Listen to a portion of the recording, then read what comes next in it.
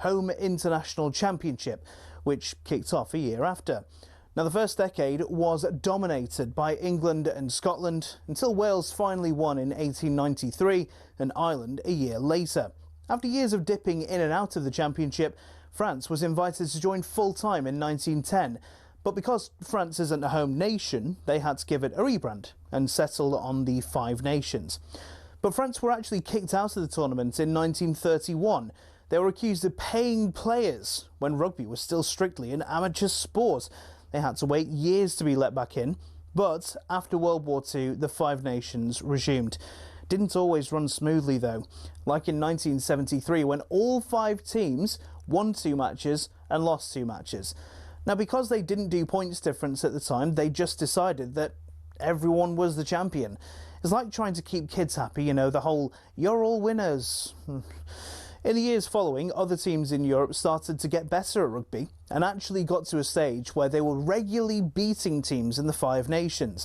In 1997, Italy beat Scotland, France and Ireland home and away. So 2 years later, the Five Nations invited Italy in, creating the Six Nations as we know it. In recent years, there have been calls to expand the tournament further to other European teams. Georgia and Portugal have been prime candidates to join of late. It's also been suggested there could be 2 tiers with promotion and relegation to promote growth of the sport in Europe. But the existing nations are a bit reluctant. So for now, it looks like the Six Nations, or Six Nations, or Sei Nazioni, is here to stay.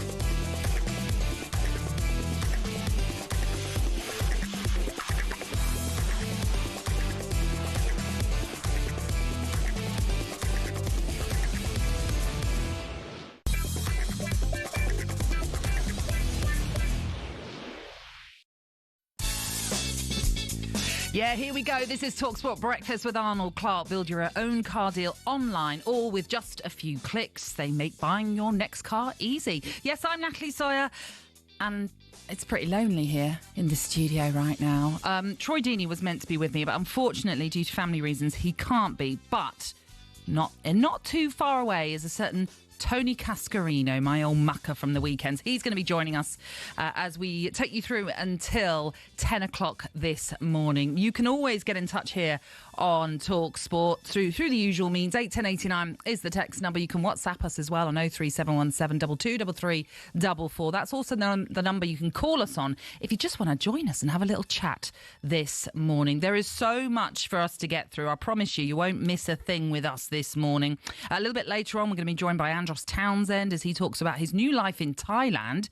He's still going and he's still playing, and we'll learn more about the club that he is now involved in. But we'll also hear his thoughts on his former clubs as we head towards that new Premier League season. There's also Lee Clark, who's going to join us to talk about Newcastle and what's going on with them, as it seems so many of their transfer targets have come and gone. And also later on, we're going to be joined by the Coventry City captain, Ben Sheaf, ahead of the new Championship season, and two-time Euros winner Alex Greenwood will also be with us as we talk Lionesses. So it's action-packed. There's lots on the way. But we're also going to have to start with this. Everyone's enjoyed poking fun at Andy Goldstein, trying to forge a career in pool. But would you believe it? He won twice. Not just once, twice at the Florida Open last night. And now he's dreaming of getting a possible world ranking. From the age of 8, when my dad bought me a snooker table for Christmas Day, I have literally been waiting for this moment where I get on the match table, I'm surrounded by fans of the sport, and I'm winning matches. And so to walk out the airport and get on a plane, knowing I'm flying back to London with a world ranking would, I mean, I'm a long way from that, but I just imagine that would just be obscene, wouldn't it? obscene and he wouldn't stop talking about it, I'm sure, if that was the case. You can't blame him, but those dreams were shattered after he was instantly knocked out in his next round. And you know what?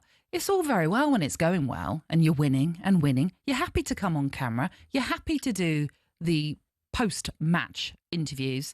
Didn't quite do it when it all didn't go to plan. He refused to do his post-match interview on Extra Time with Paul Ross. We expected better of you, Andy. And now, if you're going to call out players, and I'm talking about football players in particular, just remember you didn't do it, Andy, because we'll all be watching from now on. So you could possibly say that Andy's a little bit of a sore loser in that one. But anyway, did his best. And I tell you what, that first match that he had against Earl the Pearl Strickland was not easy. As he lost that one 9-1. And we all know what Earl the Pearl is like. He is a legend when it comes to pools. So not the best of baptisms for him at that Florida Open Pool Championships. Won 2 games in what is kind of the lucky loser sort of round of matches. But in the end, it came to an end. And you know what? He's probably going to just now enjoy himself in Orlando. There's loads of theme parks for him to enjoy too. And I think he's got his family out there with him. So best of luck and enjoy the last few days you've got in Florida, Andy. Let's move on to some actual sport, shall we? And Arsenal were in action at the Emirates for the first time in pre-season yesterday. They lost 3-2 to Villarreal. The fans did get to see new striker Victor Gyökeres for the first time, though, and despite not scoring, Mikel Arteta says he'll be more than ready for the start of the Premier League. Well, we already break that line today because I think it was very important for him to start a match and start to have the feeling and the connection with the team. Well, he's been with us only a week or so, but I already saw a lot of things and a lot of purpose, especially the way he was attacking certain spaces. So in general, for a lot of players that haven't played many minutes, we have a lot now that they're going to be ready for Saturday in a much better condition. Okay.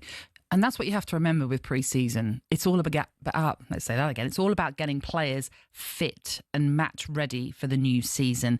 Yeah, you want to have good results. Yeah, you want to have good performances, but it is really all about fitness. And some of the reaction I saw yesterday to that defeat for Arsenal was a little OTT. Like I say, it's just a friendly. You don't have to worry too much about it. As long as you're seeing the fruits of their labour, and as long as you're seeing everything gel and come together by the time that season starts, that is what pre-season friendlies are all about.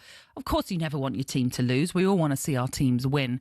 But don't get too bogged down in results when it comes to these pre-season matches, because these players, these managers won't be. That's clear for all of us, who may be a little bit more rational about it. Don't get too hot-headed about it. Just remember, it's about the gelling part, especially when you're bringing someone like a Victor Gyökeres into your team for the very first time. And there are a few new members in that Arsenal side as well that are all having to get to know each other. And one of those is Christian Norard, which pains me to say because Norard was the Brentford captain only a few months ago. And then out of nowhere, Arsenal came along and he's now moved to the red half of North London. Anyway, as for Norard, he was part of that friendly yesterday. In fact, he scored. He's not too worried about losing in these type of matches. I don't think you should read too much into it. You want to win, of course, every game you play. But again, still a lot of positives. Just the execution in both ends that was not good enough in certain situations. Other than that, we had a lot of dangerous attacks and a lot of dominant possession. So I don't think we should put too much into it. The important thing is in 10 days' time to be ready when we go to Manchester. Do you know, it still looks weird seeing him in an Arsenal red shirt. I'm still used to seeing him in the red and white stripes of Brentford. It'll take a while to get used to that, as it will with Brian Mbeumo with his red of Manchester United that he'll be playing in next season. I've said it before, Christian Norard is a gem of a player and a snip that Arsenal have bought him for. Is it 10 to nearly, 15 or so million pounds? You're getting someone that's so experienced, who is a steady Eddie. And I say steady Eddie in a positive way. Sometimes we say steady Eddie and it's a bit flippant, it's a bit negative. It doesn't sound like he's someone that's going to shine, but he's just going to do what he's expected of him. He's going to do exactly what Mikel Arteta asks him to do. And he'll pop up with goals like he did yesterday. Set pieces, he's a real threat because he's one of those players that goes into the box, can lose defenders very, very easily at set pieces as well. But also, when you go back to his time at Brentford, very much part of our build-up play. And the fact that he's linking up with David Raya again, let's not forget, those two worked together for a number of seasons at Brentford. So there's lots to be positive about that Christian Norard signing. I know he's probably not going to play every game, and he probably knows that as well when you've got Martin Zubimendi there as well. But he's just another player, another body in for Arsenal that just strengthens that team when you've got so many competitions that you're looking to win. So, like I said before, don't be negative about someone like a Christian Norgard. I think you'll see a very, very dedicated, experienced professional who, when he was at Brentford under Thomas Frank, was the teacher's pet. He'll be a teacher's pet for Mikel Arteta as well. I'm sure of that because he's just an exceptional pro. And that's what you're getting with a Christian Norgard. Should we switch to North London and the other side of it when it comes to a certain Heung-min Son who has waved goodbye to Spurs in what turned out to be an emotional video? You welcome me to North London. You watch me grow. Beautiful woman. The Golden Boots. The Puskas Award. You were there. When I suffered, you were still there. You stayed with me. And I stayed with you.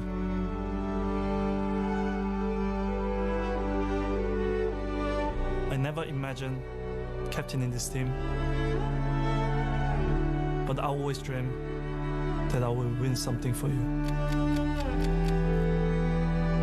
We won the Europa League, and you all deserve it. Thank you for these years. Keep every picture. You were always in the frame. Oh, Tottenham, you've done it for me, haven't you? I've got no links to Tottenham whatsoever, but that just brings out the emotions in me. Do you know, as I've got older and as I'm a mum, I think I'm always emotional at everything. I'm crying at most things. I love that. I think that's a lovely way to say goodbye to someone who has just spent an incredible 10 years at a club. That's such a rarity these days in football. And I love the fact that they've allowed him to have his moments, to cherish those important times at Tottenham and put that video together. I know there's talk of potentially a statue of him as well, perhaps being unveiled at some point. That's a conversation to have at a later date, perhaps. But I love that. And when, again, I go back to my club, Brian Mbeumo, when he put out his departure video from Brentford. Ed, that's out of order, that, Ed. Come on now. I'm not a baby. I'm a mum who likes to show her emotions every now and then. I was crying when I saw the Brian Mbeumo video, and I was in a car park, and that's the worst place. You don't want to be caught crying in a car park as such, especially as I was meant to go into a supermarket. But I had to compose myself. And do you know what? I think that's lovely. I think it's great that we see some of these lovely videos that either football clubs or players themselves put out, because it just goes to show how important those players were to that club and what that club meant to that player too. And I think that's a lovely thing to see. One person who will definitely miss Son is former Spurs defender Ramon Vega. Here's what he told Breakfast earlier this week. I think beyond the Spurs legend, I think you should actually have a statue in front of their stadium. If you already have a fancy stadium like that, I think he should be part of one of the legends at Spurs, because let's be honest, he brings a culture not just on the pitch, quality, talent. Some of the Premier League even underestimated it in the beginning, because I saw him absolutely one of the top strikers within the Premier League. Only in the later stage they start to realise that suddenly this Son is a very good quality player, but he was always like that. My most important part, what football actually forgets the most, is the humbleness, the kind of the sympathy he has to everybody and empathy everybody he gives to. That is been forgotten within the football industry. And that moral side point of view, where he brings into the old-fashioned way moral to keep loyal to a club, even now he finally won something there. There you go, Ramon Vega with his thoughts on what should happen to honour Heung-min Son. And there's talk of a statue, as he referred to there.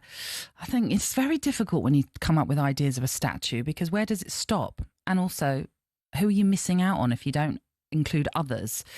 So listen, Tottenham fans, get in touch this morning. Do you agree? Would you like to see a statue of Son, and who else should be immortalised in a statue outside your ground?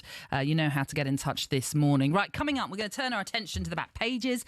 Do troublemakers at football games deserve to be marked forever with what is being called as a troublemaker tag. We'll bring you more on a very interesting story next. Stay tuned for that. This is talkSPORT Breakfast with me, Natalie Sawyer. Tony Cascarino, I promise you, is on the way. He'll be with me from 7.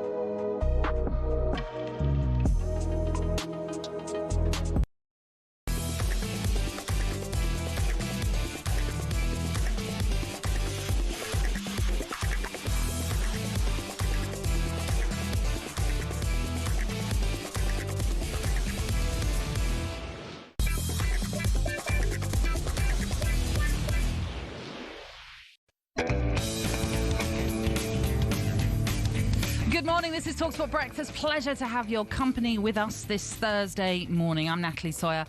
Troy Deeney was meant to be with us this morning, but unfortunately, due to family circumstances, he can't be. But Tony Cascarino, we had the hotline straight to the Cascarino household. He's on the way and he should be with us from 7. Right, let's take a look at today's back pages with Tesco Mobile for Business. The Back Page Review on talkSPORT with Tesco Mobile for Business. Got a side hustle providing doggy daycare? Take the lead with business phone bills for up to 40% less than the big 3 networks. For verification, see tescomobile.com/business. Pleased to say, with us, it's Olivia Bazaglo. How are you, Olivia? I'm good, thanks. How are you? Very well, thank you. Yeah, it's always a bit of a shock, these early starts, but we're here, and that's the main thing. Yes, we are. And I'm going to start with a rather interesting story. Yeah. The back pages of the Times. Now, their chief sports reporter, Martin Ziegler, has written this article, and it's a police force is to equip officers at football matches with an invisible tagging spray that can be used to mark troublemakers and help them be identified months later. So the spray is not visible, but clothing or skin is marked with a uniquely coded DNA solution that will show up under UV light months later.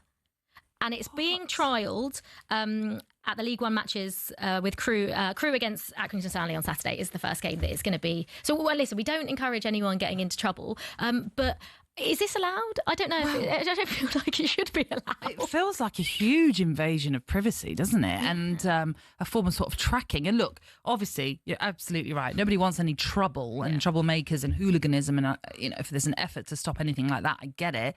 But to sort of essentially permanently mark you for, I say permanently, does it last forever? I don't know.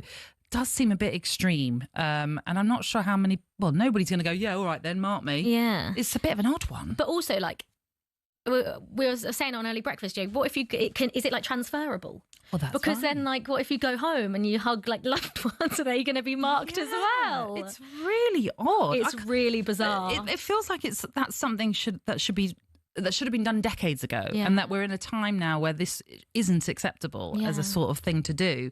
Like I say, I'm totally for ending any kind of violence at matches and hooliganism and things like that.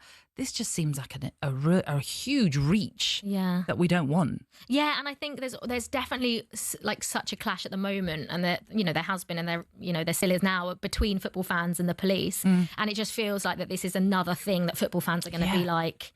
You don't need towards the police. They're just going to... Absolutely. And the antagonism that's just going to grow and grow. Yeah. So that's interesting in the Times. Let's get back to football-related stories, because one story that is dominating the back pages, it's on nearly every single one, and that is Jack Grealish, potential loan move to Everton. Now, obviously, City want his wages being paid in full, which is £300,000 a week. So whether Everton will want to cover that, but I think it's a good move for Everton. I think it's a good move for Jack Grealish, and I think it's a good move for City as well. Well, yes. I mean, clearly he's not wanted by City anymore, so he's got to get out of there, especially when you've got a World Cup on the horizon. But £300,000 a week is a break-the-bank kind of signing. Is anyone going to pay that? Yeah, it's an extreme signing, and I'm just not sure Everton will do that. And there's a part of me that feels...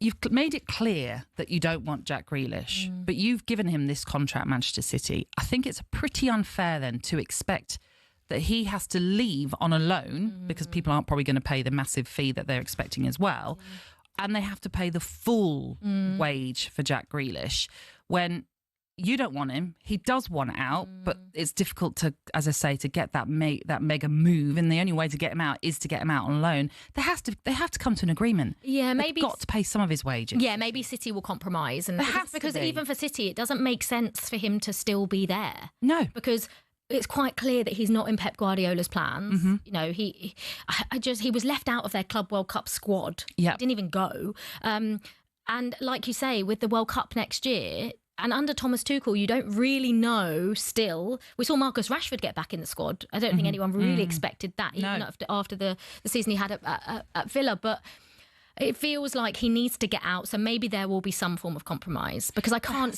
just can't see Jack Grealish staying at City. It makes no sense for anyone involved. No, and I think Pep Guardiola, you've heard him talk really favourably about Jack Grealish as a person, and I'd love to think that Pep will try and help him, get him out, in the sense that he knows he needs to play football as well. And you know what? We've spoken a lot over this summer, Olivia, about Alexander Isak, Johan Wieser, certain players like that who haven't turned up to training. And we've been talking about player power. There's still an element of club power as well in this situation. Now, you just think, have a little bit of sympathy, help him out. If you don't want him, you've got to help him out, because at the end of the day, you gave him that contract. And why should he compromise that contract? And also, I think everyone, including probably Pep Guardiola, I think it's like, obviously, he did the treble and he's been part of a squad that's gone down in history for Manchester City. But we've lost the brilliance of Jack Grealish. Like, when you think of how he was at Villa and the way he lit up that football pitch, and I think everyone wants to see that Jack Grealish again. And it feels like he's been like halted a little bit at City. Obviously, we know that Pep Guardiola plays a very unique style of football, but it does feel like he's been restricted as a player. And it feels absolutely. like just whoever the club is. I mean, I, for one, would love to see him back at Villa. I don't know. I don't think that's a possibility.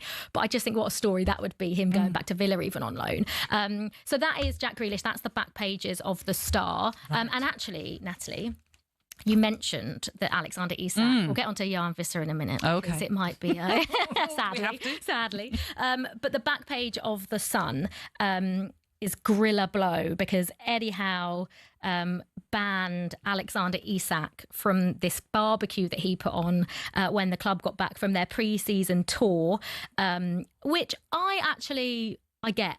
I think if you're going to isolate yourself and take yourself off to Real Sociedad and going to train on your own and not be part of the squad, then I don't think it's fair for you to be part of the squad when we're trying to do a team bonding. You quite clearly don't feel like you're part of the team. So why should you be? But this saga is going to be one of the ones that just goes on and on and on. I think we're all probably going to get sick of it at some point and just want it to come to a conclusion. But do you think Eddie Howe's done the right thing there? Yes and no. I get it. I totally agree with what you're saying. You can't just expect to walk back in after you've certainly gone against what the club have asked for you to do. And Eddie Howe had even said that you've got to earn the right to get back into training. But there's a part of me that also thinks the training and everything, that's work. Yeah. The barbecue is just a human thing. You're just getting together and families. Well, awkward though. It wouldn't. I don't think the players are going to care that much. No. Modern day footballers now know what the business is all about. They all want to play elite level. They all want to earn as much money as they can. So most of them probably are going to go, we understand what you're doing. You might not be doing it the right way, but we kind of understand it. We don't have like the Roy Keanes anymore that would, pull him to one side, maybe slightly more aggressively than that, and sort of tell him this is not on. I don't know. There's just a part of me that thinks maybe that was a chance to kind of bed him back in with the barbecue. Because also now that Sesko has decided to join Man United, we obviously still don't know whether someone like Jan Visser may make the move to Newcastle. But I can't work out. I need a Newcastle fan to try and explain to me why on earth this transfer window has gone how it has. Because I think the situation that Newcastle are in, their fans are brilliant. They've got a brilliant stadium. That they won their first trophy in however many years under Eddie Howe last season, and they've got Champions League football. So why are so many players turning them down? Is it because they can't match wages of other clubs? But it does feel like they were 50-50 for a lot of the players that have now chosen to go elsewhere. I can't get my head around it, because I get that Manchester United are Manchester United and they always will be Manchester United. But for me, right now, I think Newcastle's a far better proposition than Man United. Yeah, and a lot of people would say the same. Like you say, what do you want to do immediately? Do you want to play in Europe or not? And that's what you're getting with Newcastle. But I guess for a lot of these players, they're looking at it, and I think wages are a massive thing at the end of the day. But they're also thinking, well, this is a club that could get back to where it should be, and I want to be part of that journey. I know it's a bit romantic. Because what are we basing that on? Because well, I don't it's know. just the hope, isn't it? Yeah, because they haven't. Manchester United really haven't improved under Ruben Amorim. I don't think they have at all, and I'm not quite sure. I get they're Manchester United, and they are the biggest club in England and one of the biggest clubs in the world, and they always will be. But that's looking like trying to look long term and trying to see what. Yeah. Because but I don't know. I think Newcastle are an attractive to go to right now. They are very much so. And look, we'll speak to the former Newcastle midfielder Lee Clark a little bit later on. Maybe he can share his thoughts on it as well. Olivia, that is it for now. We didn't get to Johan.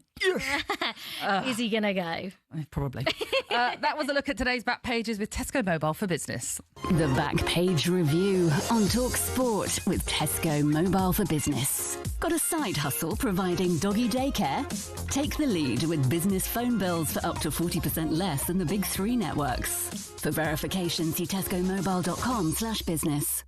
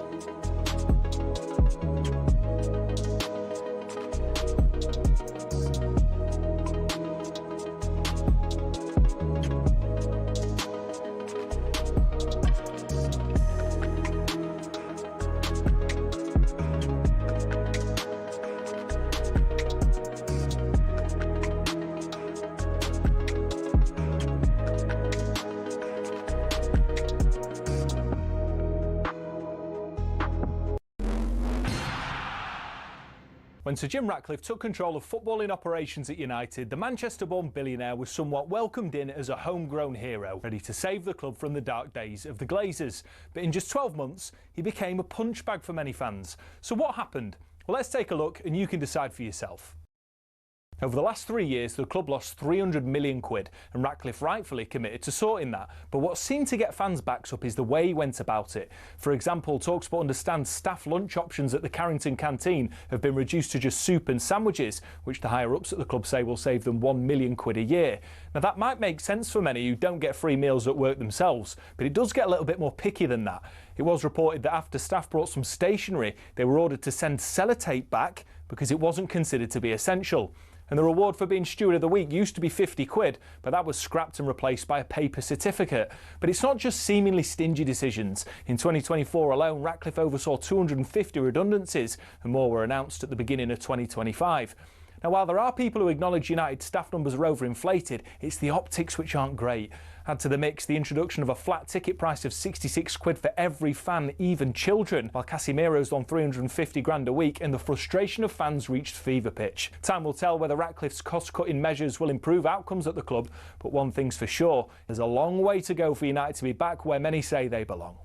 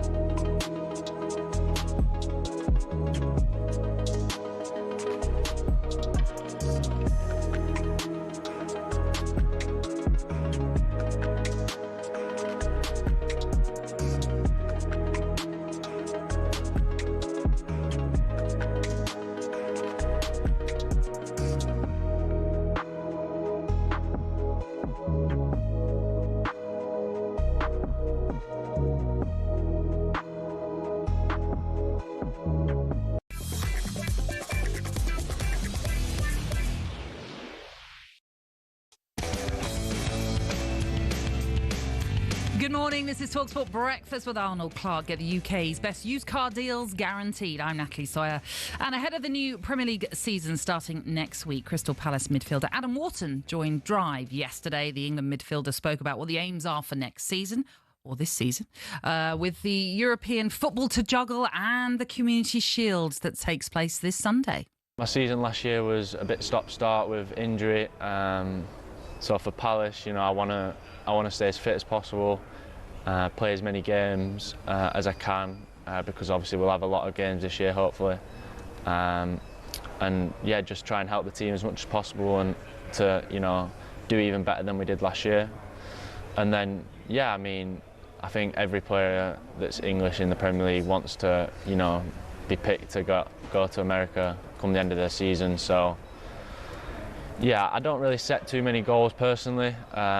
I just take it game by game, trying to improve, and I can feel within myself if I'm doing well or I can be doing better.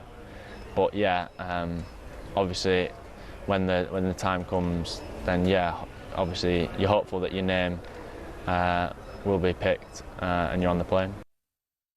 Yeah, good turnout to be a huge season for Wharton, being a World Cup year as well. There's Palace in Europe for the first time and a Community Shield to begin the season with. The Eagles will certainly need him fit and firing. By the way, the hearing at the Court of Arbitration for Sport for Crystal Palace's European fate takes place tomorrow, and we should learn early next week as to what competition they will end up in, whether it is the Conference League or the Europa League, and we will bring that to you when we find out. Palace are facing, though, a battle to keep their best players, with Eze and Gehi heavily linked with moves away. It promises to be a huge, then, couple of weeks for the Eagles until that transfer window shuts on September the 1st. This summer window is really, really hotting up. It's already been pretty exciting, and the Benjamin Sesko story finally seems to be coming to an end despite a number of bids from Newcastle, one of which was accepted. talkSPORT understands Sesko has chosen Manchester United instead. So I'm afraid to say it is yet another transfer target that Newcastle have missed out on. On the Transfer Insiders last night, talkSPORT's Rory Jennings had this to say about Newcastle. Have a listen. A prodigious young centre-forward who has his pick of clubs has chosen Manchester United over Newcastle United. Like in other news, water is wet.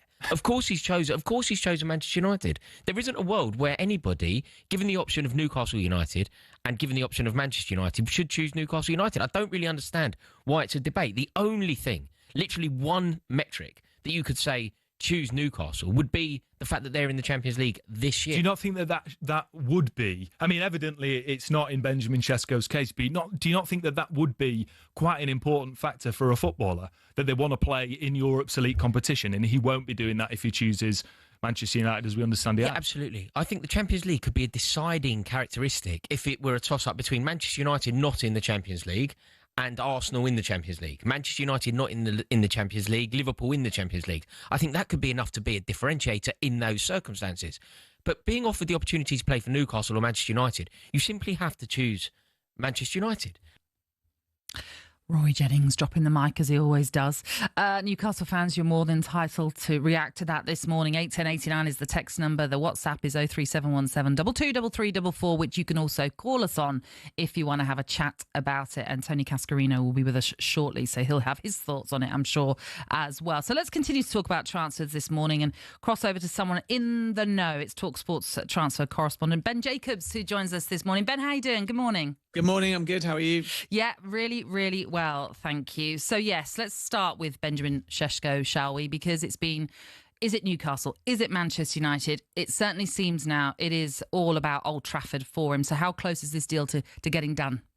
I think within the next few days, we're going to get an agreement in principle between Manchester United and Leipzig, and that will be for around €85 million. It's the structure of the deal that's being worked on. Manchester United sources said last night that some progress had been made. We're not there yet. We know that Leipzig are tough negotiators, but Newcastle have walked away. Sesko has already agreed terms with Manchester United, and that's important because now there's only one club at the table. It should be said that Newcastle had an offer accepted, so in theory, if this deal fell through, they could be back, but the point is that Sesko wants Manchester United. He's waiting for Manchester United, and Newcastle are exploring other targets, and all signs point towards Benjamin Sesko flying over to Manchester, doing his medical relatively soon. Just a bit of patience because we're not quite there yet on the club-to-club side, but as far as the player is concerned, he will be a new Manchester United player.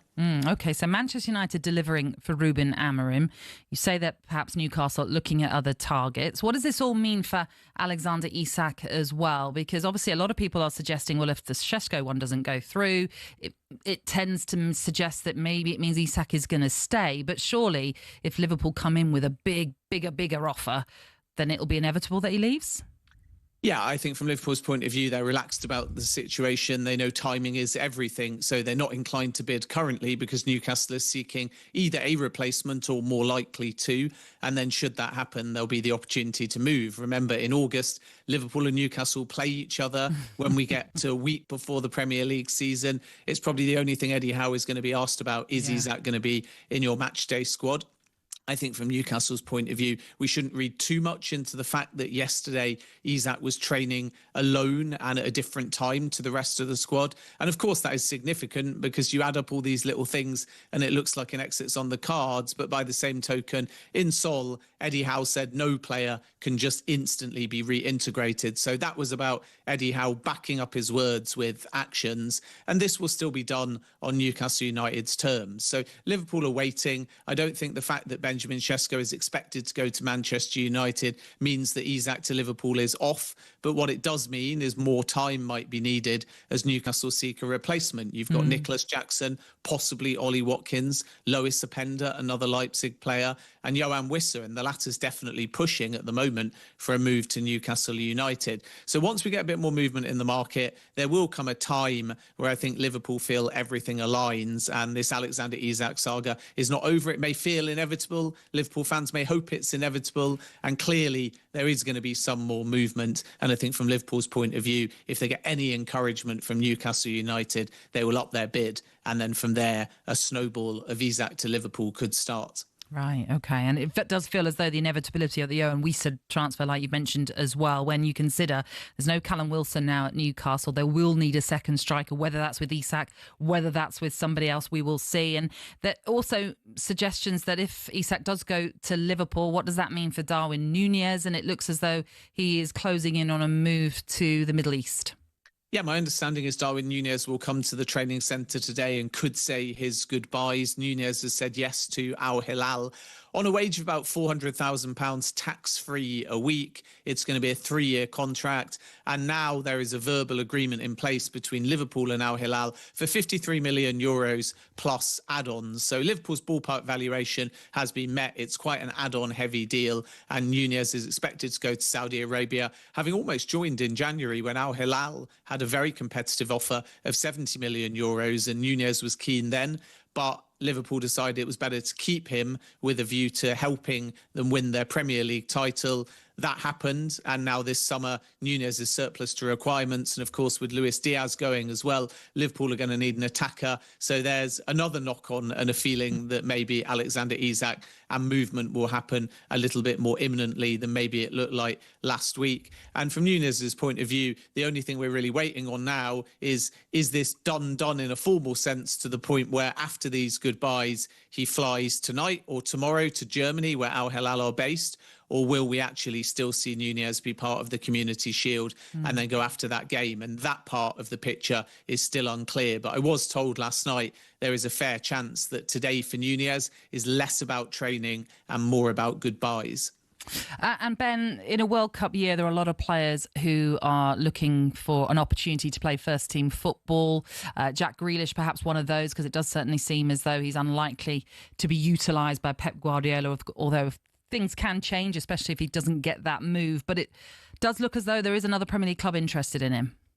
Yeah, Everton are the club, and there's been a resumption of talks with a view to a loan. It's quite complicated due to the fact that Jack Grealish's wage is high, and Manchester City, as it stands, only want to sanction a loan if 100% of the wage is covered, as we revealed yesterday on talkSPORT, myself, along with chief football correspondent Alex Crook. So I think two things are going to happen here. Either Grealish is going to lower his demands, making it a bit easier for Everton, in which case I'm told he would be open to the move on the right terms, because believe it or not, frozen out at the moment at Manchester City in terms of opportunities. And yet Thomas Tuchel still really likes the player. So if you can get playing regularly, there still might be a way back and a pathway for him to be part of the 2026 World Cup. So the Grealish side is going to be vital to this, because he might make the deal a whole lot easier for Everton. And then from Manchester City's point of view, are they going to bend on the structure? Are they going to sanction a loan, or are they going to hold out for not only 100% wage coverage on a loan, but also potentially the fact that another suitor might come in with some kind of permanent offer for Jack Grealish? And this is why I think this saga could drag on just a little bit, but it's Everton that are there at the table. They want to get the move done. Another just brief thing I would say, though, is that even though there's a lot of talk about Grealish and being able to play out wide, on the right-hand side, there's a very strong possibility Everton come back for Tyler Dibling. They haven't walked away. Dibling is training alone. He wants that move. So Everton are going to be busy, and it's not just a potential loan for Jack Grealish. The Tyler Dibling saga, I'm told, is not over. Oh, Ben, it's going to be a busy one. We know that with the last few weeks of this window. Thank you, Ben. Thank you. Former Tottenham, Palace and Newcastle winger Andros Townsend will be with us to talk about his former clubs, but he'll also give us insight into his new life in Thailand after signing for Kanchanaburi Power. What is it like playing football in Thailand? Well, he'll tell us, and he'll also give us the insight into why Newcastle is an attractive place to play football, whether Palace have any chance of keeping Gehi and Eze in this window, and if Everton getting Grealish would be a game changer. Cass is with us as well. He's here. He's in the building. All that and more to come. And that was our look ahead with Travis Perkins. Superstar Breakfast preview on talkSPORT with Travis Perkins. Doing what matters for the trade with easy delivery tracking and 2-hour delivery time slots. Terms and conditions apply.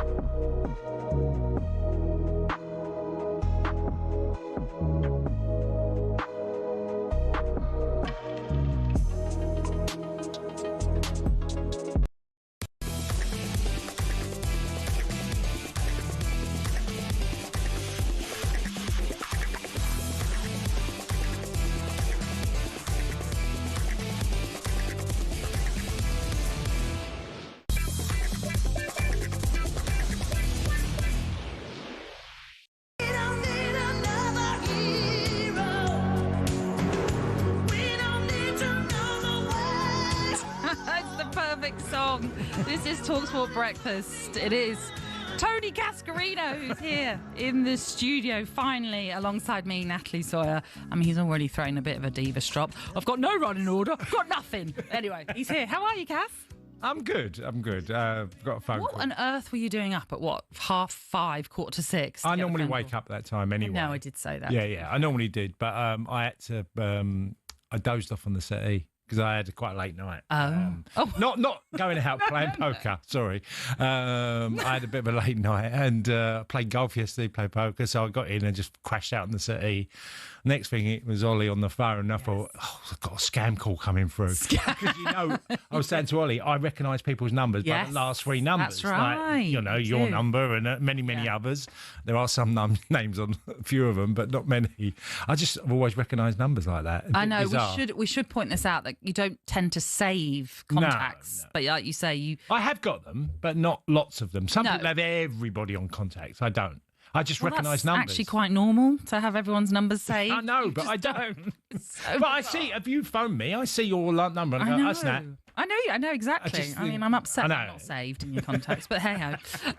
Anyway, how are you doing?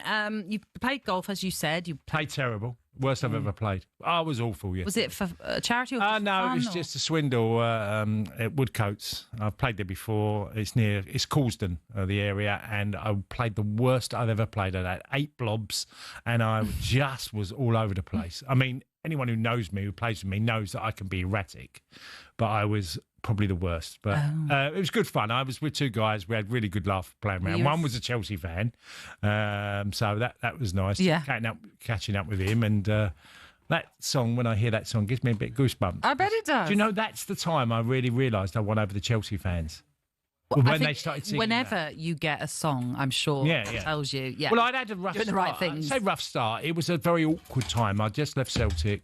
I went down to come back to London and joined Chelsea, and Kerry Dixon was injured, and I got into the team and done okay, but not enough. You know, and playing for Celtic at that time was a problem because there was a big association with Chelsea and Rangers. There always has been.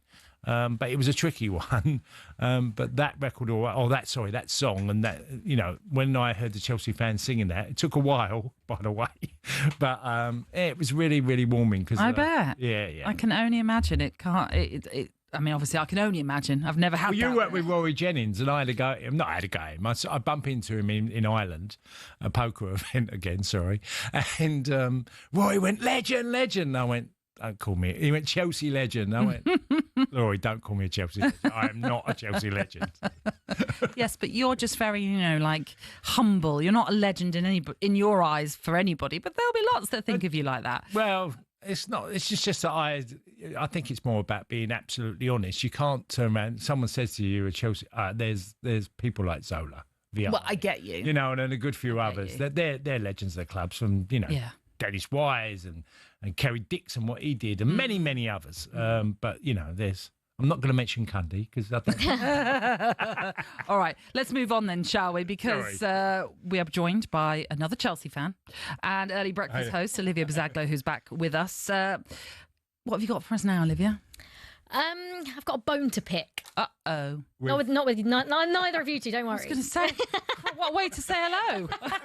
I've got a bone to pick with Jamie Carragher. Oh, right, go on then. So Jamie Carragher made some comments on Sky at the start of last season saying, I don't know if you remember, he was saying, Chelsea need to stop buying players. It's not an exciting young project. Players need to stop going there. Now, fast forward 12 months, Chelsea have got into the Champions League when no one expected them to, won the Conference League, which everyone expected them to, and then, of course, won the Club World Cup, which, again, no one expected them to. And he's come out again and since then, so this is recent, in the last 24 hours, and said he's questioned Chelsea's direction under Todd Boehly and Enzo Maresca, claiming the Blues are still no nearer to mounting a Premier League title challenge despite becoming world champions and splashing another £250 million on new signings. Let's just remember that they've also recouped £200 million on outgoings this summer as well. But, Cass, I don't know what your opinions are. To say that Chelsea are no clearer to mounting a Premier League title challenge, I think is a little bit... I don't know. I don't think that's right. And everyone's entitled to their opinion. But looking at Chelsea over the last 12 months, I think Chelsea are definitely closer to a Premier League title charge. I don't think they're ready yet, which is what he said as well. But to say they're not nearer, would you agree? They are absolutely a challenger for the title. Yeah, So I think Arsenal... I think City are the one for me, and I've said this to Nat at the weekends where we've chatted, that City are the one I'm more questionable how good they are going to be because they've set the standards over the last decade and more of how good they can be. I think if Pedro works, because he's a hell of a player, lots of people, Brighton fans will tell you that, if he works for them in that position, Chelsea's midfield is phenomenal. So Caicedo is now, for me, arguably one of the best midfielders in the world, if not the best, but one of them. The first season he came, he weren't fit. And, when you get these big transfer delays and all the messing around that goes around, I thought Caicedo now is playing the sort of football that puts him in the top bracket of midfielders in the world. Yeah, I agree. And others. And they've got a lot. I think it was interesting when they won the Club World Cup because, again, we talked about this, was the goalkeeper did not try and overplay. And that cost Chelsea quite a lot last year. They weren't good enough to win the league last season. I think they can be challengers this year. I don't see Chelsea outside the top four. No, really don't. Yeah, and I think it's quite weird because it feels like he talks about Chelsea in a slightly negative way. And don't get me wrong, a lot of people had their criticisms and questions about the ownership when they first came in and some of the decisions they made, and maybe rightly so. But I feel like a lot of them have maybe changed their opinion a little bit based off of the last 12 months under Enzo Maresca. And I think Chelsea were top of the league or close to top of the league up until Christmas last year. Admittedly, fell off a cliff, but recovered well at the end of last season. But he's also come out and criticised the quality of the signings and saying that they haven't upgraded the players that have left. Now, I look at the players that have left, like João Felix didn't even play. Madueke was okay, had some discipline problems, was kept out the squad a few times, and bought Gittins, who I would say is probably on par with Madueke at least. Obviously brought in another Brazilian wonder kid. We don't know how he's going to get on. But we've improved the attack in João Pedro and Liam Delap because we've really only had Nicholas Jackson last season. So does that feel harsh as well? He's criticised the club signings this summer, because I look at the squad that Chelsea had last season and that Chelsea have going into this season, and I think it's much better. Yeah, it is. So where are these comments coming from Jamie Carragher? I mean, Jamie's a die-hard Liverpool fan like myself, and he's not. He's an Evertonian actually, but his affection for the club, I understand. There's been quite an intense sort of rivalry between the two clubs over the last couple of decades that never existed in years gone by. I don't agree with him. I think Chelsea are very, very close to being a title-winning team. Liverpool look exceptional with what they've done, but there's never a guarantee on the transfer.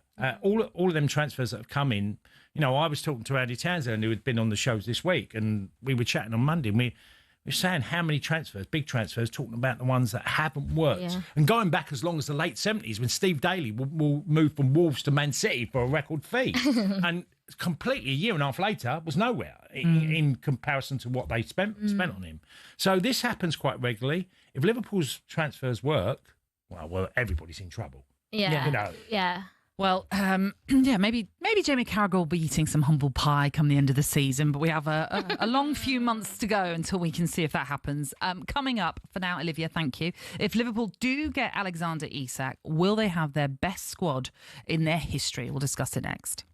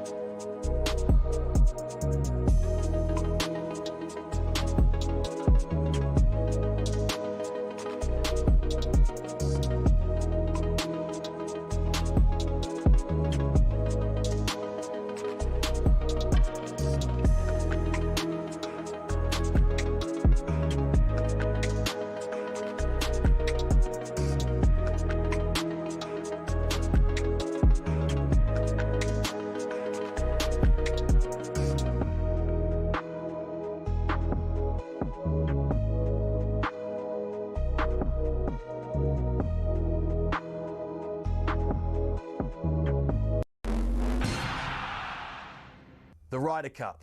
Unique, euphoric, unanimously loved. Here's the history and some of the key numbers behind the contest that grips the world of golf and beyond like no other. The first edition was held in 1927, where a Great Britain team arrived by boat to play in Massachusetts at the Worcester Country Club.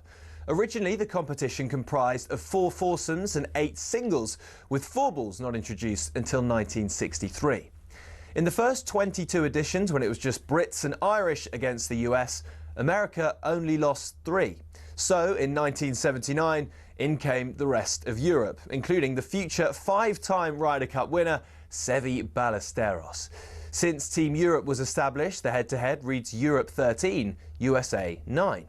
Home advantage is a big deal. Europe's last away win was the miracle at Medina in 2012, and America hasn't won on European soil since '93 at the Belfry.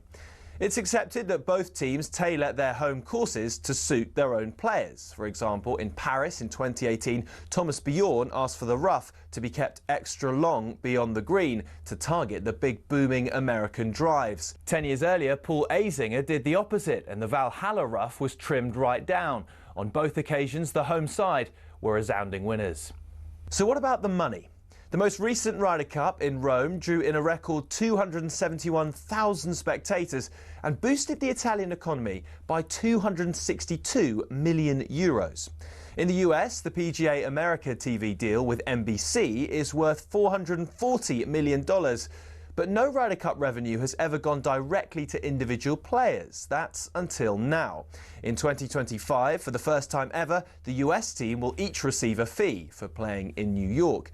Of course, in Rome, legend has it Patrick Cantley refused to wear his cap because he wasn't being paid to wear it, though he insisted it simply didn't fit. Either way, Team Europe have made it clear they're more than happy to keep playing for the sheer thrill, joy and prestige of the Ryder Cup.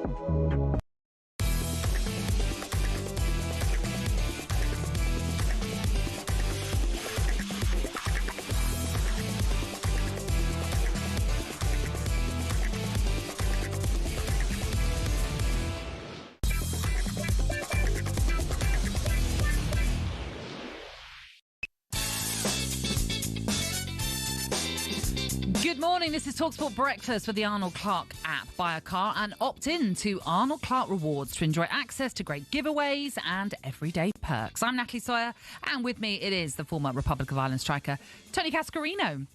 On the way for you this morning, yeah, it's not the weekends. We don't do that here. We're going to be joined by the former Newcastle skipper, Lee Clark, and ask him the question, why on earth can't the Toons seem to get a signing over the line? You're not one of the big dogs, unfortunately. Even though they're a big club, they're not a big dog. Big dog. Big dog. That's what Jason Cundy is suggesting there, that you're not one of those Newcastle fans. How do you feel about that? Why not give us a call? Is that disrespectful, or do you actually understand where Jason is coming from when you compare yourself to the likes of Arsenal, Liverpool and Manchester United? Perhaps you're a sleeping giant, though, and that's why players should be looking to come to you. 03717 223344. That's the number you can call us on this morning to have your say. Do let us know. And by the way, a little bit later on, we are going to be joined by a star of this year's Women's Euros. The Lioness's defender Alex Greenwood will be with us. We'll have to get your take on the whole Newcastle situation as well. Yeah. Because it's been a painful summer for Newcastle fans, with so many of those players that have been linked with them, and they're thinking, here we go, this is the start of something. and it's just not quite worked out.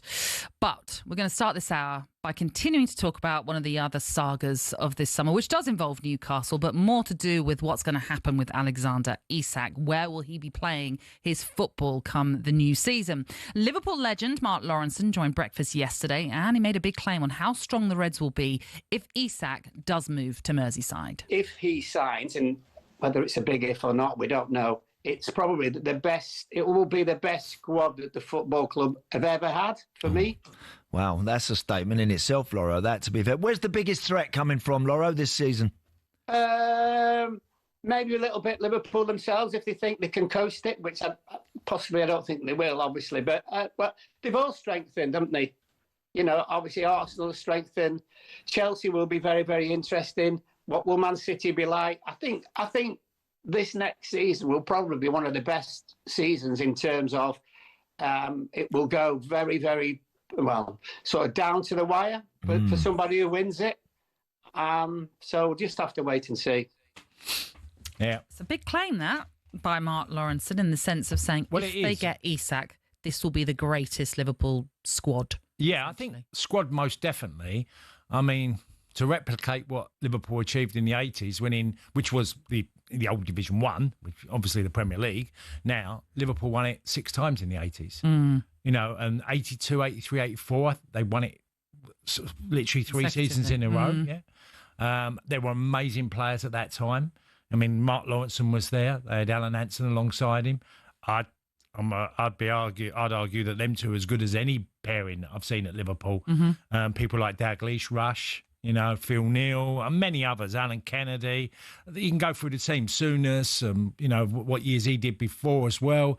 I watched the 78 European final, the Champions League final, and then they won that 3 times in the space of around 5 or 6 years.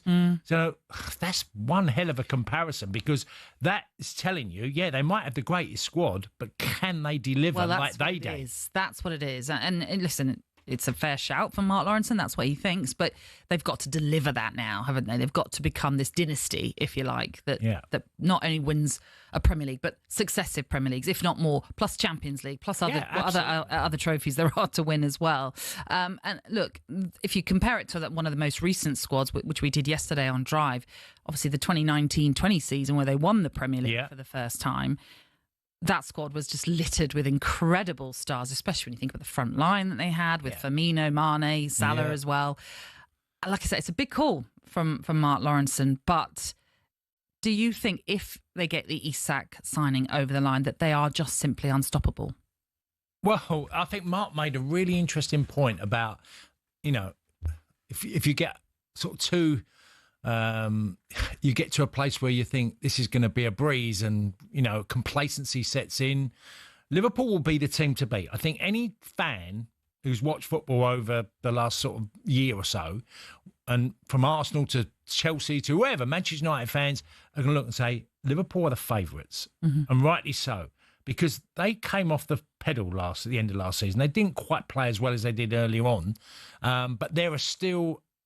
They were such an exciting team as well. I mean, if you want to say, is this the greatest flair team I've ever seen? Because they've got an amazing amount. Watching them, you know, the 2 games midweek against Bilbao, and watching the 2 sides and the relentlessly attack one after another, and you feel, well, they're going to take some stopping.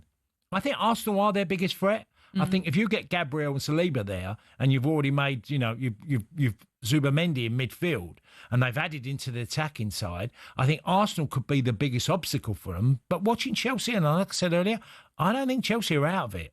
I really don't. But yes, they're an unbelievable. They will probably be, without making any grand statement, the highest goal scorers. I can't see anybody getting near the goals tally they're going to get, because I just see goals everywhere in Liverpool's team. Yeah, I mean, I think it's not bold for anyone to predict the top 4 containing those clubs that you've mentioned. Obviously, Liverpool, Arsenal, Man City and Chelsea. What order that will be, we will see. But I think most people are predicting those to make the top 4. Considering that, Cass, Liverpool have been predicted by the Opta supercomputer to win the Premier League. They've gone for, as I say, Liverpool as top. Arsenal, oh no, another season as runners-up. City will be third with Chelsea in fourth place. Elsewhere, and it does make for interesting reading. It's bizarre, though, I must say, because I was looking at this thinking, I'm not so sure about this. They're saying, for example, Manchester United, where do you think this computer thinks they're going to finish, Cass? 7th. 12th. Tottenham,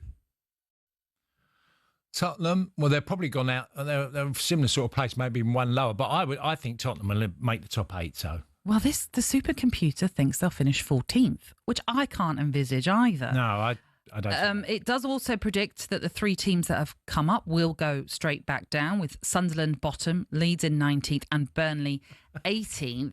My beloved Brentford, we're going to be in for an all right season. We're going to finish 10th by the look of this. It's a bizarre one. And look, I'll try and quickly summarise as to why and how they come up with this. Obviously, it's based on the likelihood of... Well, let me start that again. The model estimates the probability of each match outcome, so obviously the win, draw or loss, by using the betting markets and power rankings as well. And it considers the strengths of opponents by using match outcome probabilities and simulates the remaining fixtures in the competition thousands, and it is thousands of times, and that's where they come up with the average then. I know. But it still seems a bit balmy. Well, data and metrics and all the things that we're learning from AI that's being implemented into sport, because it is a very American idea. And yes, it's very useful, but I don't think any computer is going to get sacked, do you, if they get it totally wrong. No. You know, we all make mistakes, and computers, by the way, and AI is going to get things wrong. You know, that's pretty sure. So. You know, because otherwise it will be everywhere and everything you do, and no human will be doing anything. Yes, I'm trying to see what the last season prediction was, and I've got one here. Oh, good, that's I'm good. not entirely sure it's the same. The only thing with that, Nat, you need actual data on how many years the computer's been doing it. You can't just go back one season. You have to do it over a decade or longer. You have to have a longer period to see how wrong they can be. Yeah, no, that's not right. That's just the last season's table. I've no idea. How long they've been doing it? Do you know that? How long they've been doing this sort of supercomputer? You don't have that information to hand. It's a pretty weak sort of, not from you, it's just a weak argument that a supercomputer can get so much right. It's going to get it I'm wrong. told since 1996. Well, then you'd have to go back all them years and see how wrong and how right they were. How close they were. How correct were they over that period between then and now? Yes, indeed. Anyway, I'm happy to go with it. He's still going, though, the supercomputer. He's not been... No, and I'm happy to go with what the supercomputer says, because I'm looking forward to 10th place finish. Right, coming up, we are going to be joined by a man famous for scoring screamers. You know, it's Andros Townsend. He'll be with us next to tell us how he's ended up playing in Thailand.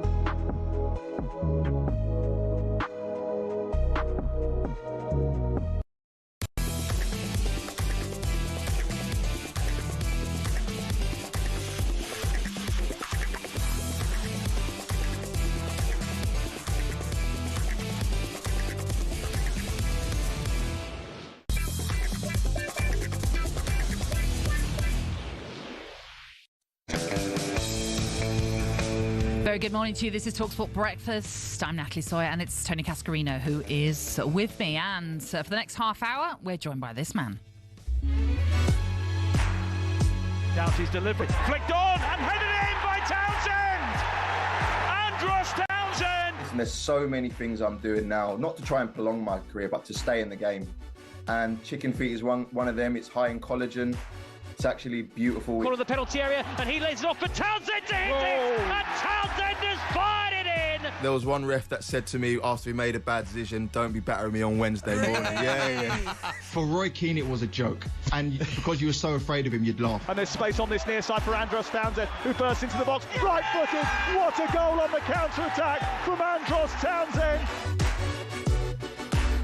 Yeah, he's played for 16 clubs, including Spurs, Newcastle, Palace and Everton. He scored that screamer against City in 2018, that one goal of the season. He's been capped 13 times by England and has now headed over to Thailand to play for Kanchanaburi Power. So it's a very good morning or good afternoon to Andros Townsend. Good afternoon. How long were you practicing the pronunciation of that team? I hadn't practiced it at all. I've no idea if I got that right. I think it's right. Well, you should know more than anyone. Do you know what I need to get to straight away? Because I know you were already been asked about it, but I remember you were at the Club World Cup and you put up that post, if you remember, on Instagram, and we were messaging and I was saying it was the chicken feet. I couldn't get over the chicken feet. Whatever else you had, some weird concoction. Obviously, that is helping you with your career, like you're saying. And that's why I'm here. The first thing I would search for when I went in the supermarket was the chicken feet, because it's quite big in Asia and Thailand. So, yeah, I managed to find that as soon as I touched down in Thailand. How did this come about, Andros? Chicken feet, I mean. Oh, the chicken feet. Oh, basically, in 2021, I ruptured my ACL. Couldn't get fit. Took me about a year and a bit. Nothing was working. So, like, as a last resort, I sort of turned to nature. I turned to sort of more alternative medicine, turned to natural foods. And within 2 or 3 months, I was back in the Premier League with Luton, signed a 2.5-year deal playing against the top sides in the world again. So, yeah, the sort of change in mentality really did help me get back playing, because at one stage where I thought my career was over, at the age of 32, I think it was. So, yeah, I credit a lot of it down to that change of mentality I had. Yeah. Andros, is your wife involved as well in this? Because I'm saying this because my wife changed her life around a few years back and went on to gut health and many different things. And the things we're eating are totally against processed food and many other things like you're talking about. Was your wife involved as well? She's the opposite. As soon as I leave, I'm the opposite. Yeah. As soon as I leave to go training, the pizzas are out, the processed foods, the McDonald's, it's honestly, don't. Well, do you know what? At least you're setting yourself up for I'm a celebrity if they come calling. That's a good thing. Right, let's talk about Thailand then and how this move has come about. What has intrigued you about Kanchanaburi Power? Very good. Basically, roll off the tongue. Towards the back end of last season, I was playing in Turkey, and around about March time, I hadn't been paid a good few months' salary, and the club said to me, "You either if you take your salary, you're never going to play for the club again." So I took the salary, hadn't played since March, got a bit frustrated. So in the summer, I said to Marlon, I don't care where I go, just take me somewhere nice, take me somewhere interesting, take me somewhere tropical. He came back with 1 or 2 options in Europe, but for some reason my gut just really got excited about the Thailand one. It's a strict back way of living. There's a farmer's market everywhere you look. There's natural food, natural produce, and it's a really relaxing way of living. And for my change of focus in the last few years, it's the perfect place for me to come and play football for however long it is. Well, you've never been afraid, Andros, because, knowing your career, I saw you at Leyton Orient, I think around 2009-10 time, when you'd done a number of loans. You were on loan for, I think, 7, 8, 9 clubs, wasn't it, at one time, Andros? So you've never been afraid of a new challenge? No, and I think I'm at a stage in my life where I have nothing to prove to anyone. Like I've had an amazing career. I've achieved everything I ever wanted to and more. And some people get to my age and think, oh, I don't want to take that offer because people might be saying it's bizarre, it's a surprise, it's a fall from grace. But I really don't care what people say or what people think. This opportunity really excited me. I get to live an amazing life and do what I love every day as well, which is playing football. And yeah, I get to combine the two. And yeah, this is why I'm here. I know it's early stages, but what's the standard like of Thailand football? So basically, we had a match yesterday. I wasn't involved, but I went to watch. And after my shower, there was no towel. I had to dry myself with a sock. I had to dry myself with a sock. So that probably tells you everything you need to know about where the Thailand football is at the moment. Okay. Well, you're there to elevate the standards then, Andros. That's what it is. That's what it is. I'm in Premier League standards. We get stereotyped so often as, footballers or like you're doing now. We're meant to be, spoiled, indulged, and you're going, no, I just drive myself with a sock. But I was expecting, I have to take my own boots. I might have to bring my own equipment. But I just generally thought that a towel would be basic that the club would bring. But no, lesson learned, and I'll have a towel for the next game. Hey, they're keeping it real. You can't even throw the towel in, can you? Very good. And I was looking at the old squad list. There's a certain Sergio Aguero that plays for your team. Yes, unfortunately, it's not the... Oh, now we know. We're getting to the crux of it. Now we know why you're there. Yeah, it's a different Sergio Aguero. Oh, is it? Yeah, of course. I don't know. How did you fall for that? Wouldn't you have heard that already? That he's out there. No, this is a different Sergio. Is he Argentinian? I think he is as well. He's Malaysian. Malaysian, you're right. Sorry, I beg your pardon. He is Malaysian. But what about your Thai? Can you speak any of that yet? No, I know Koban Ka, which I think is either hello or good morning or welcome or I don't know. It means something nice. Yeah, that's all I know for now. Oh, right. But look, you're enjoying it. That's the one thing. The experience of travelling. I did 6 abroad, loved it. Okay, it was a European country in France. But I tell you what, Andros, you can prolong your career just by being excited about the challenge in front of you. 100%. And at my age, like I said, I've got nothing to prove. I had a great career in England financially and success-wise. So it's not about proving anything. It's about coming here and experiencing a new culture, a new way of playing, a new standard. And yeah, I'm really excited. And this is what's keeping me going. The fact that I am trying new things. I'm not just in the Championship or in League One or in League Two. I am going and experiencing new things. And I'm really excited for this. Andros, did you go lock, stock and barrel with your wife and your kids, or did they stay back? Because obviously schooling and all them issues are... At the moment, they're here because it's the summer break. I'm trying to entice them. I'm trying to show them the best of Thailand and Kanchanaburi to try and force them to stay. But at the moment, the plan is for them to head back to the UK. Right. Well, I'm sure, like you say, the tropical climate, they'll hopefully be wooed and wowed by it as well. But it is interesting, like you say, at 34, you've still... I mean, how long... Not that I ever want to put a number on it, but how long do you think you can carry on playing for, Andros? I think I was, by many experts, I was predicted to have been having to retire by the age of 32 after my injury. So I'm on borrowed time. Not only am I on borrowed time, but my body is feeling amazing. So honestly, I will go as long as I'm still enjoying it, as long as I still feel like I can offer something to the game at whatever level that is. So if it's down to me, I'd love to play another 3 or 4 years at whatever level that is. Yeah, it's just for the love of the game. And as you say, like you have such short careers, but we also know, Andros, you're not too bad at the old broadcasting. So there is a career beyond playing. Yeah, and the good thing is I did the Club World Cup in the summer. I think I'm due to do the World Cup next summer.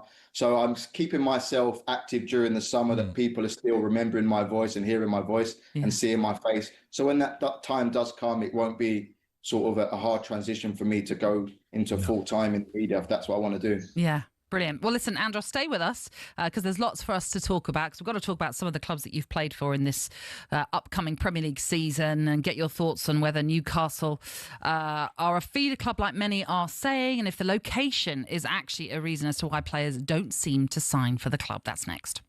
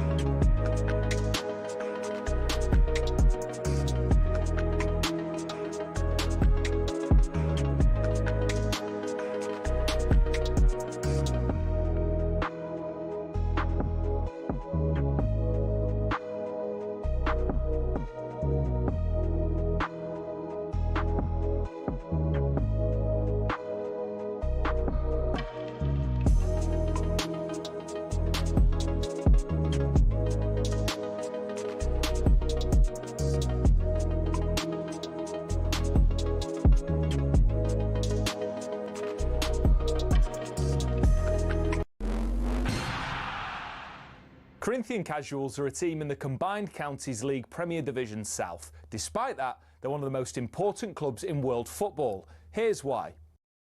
The club was formed in 1939 as the result of a merger between Corinthians FC and Casuals FC. Now, Corinthians FC were founded in the late 1800s when the FA's top brass were absolutely sick of getting pumped by Scotland every time they played them. As a result, Nicholas Lane Jackson set up an amateur side which would bring in the best players who could all play for the national side. And it worked. It wasn't long before England were dominating the international fixtures they played, and it was largely down to Corinthians. In fact, in 1894 and 1895, they played consecutive games where Corinthians provided the entire England 11. But the thing is, the players refused to play professional football. They didn't believe in it. They wanted to spread the values of sportsmanship, competition, and played for the love of the game. It also helped most of the players were Oxbridge graduates who didn't need the money, but instead of entering league and cup competitions, they played exhibition football and toured the world, bringing the beautiful game with them. Think of it like the Harlem Globetrotters of football, and it was this which spread the game throughout the world and made it so popular. Most famously, in 1910, they travelled to Brazil, and the locals in Sao Paulo were so impressed they started their own team under the same name. Yes, the same Corinthians who won the FIFA Club World Cup in 2021, one of the biggest clubs in Brazil.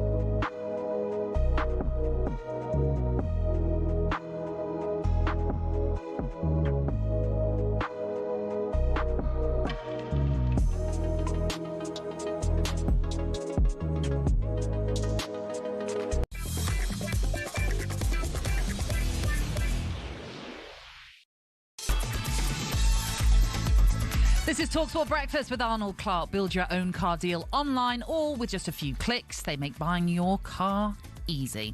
I'm Natalie Sawyer, and it's Tony Cascarino who is with me. And we're still joined by the former Spurs, Palace, Newcastle and Everton winger Andros Townsend. And because there's a number of former clubs, Andros, to ask you about, we want to run through some quick fire questions. So, earlier this week, the Spurs chairman Daniel Levy did a very rare interview with Gary Neville on the overlap, and he revealed that he'll be appreciated more once he's gone. I think it's one of those situations. When I'm not here, I'm sure I'll get the credit. So you think you'll have to basically sort of... you think you'll have to exit? I think it's one of these things that, you know, when you come here and you look at this wonderful building, and the fact that other clubs now are trying to copy what we're doing should be a sign that actually maybe we did something a bit bold and right.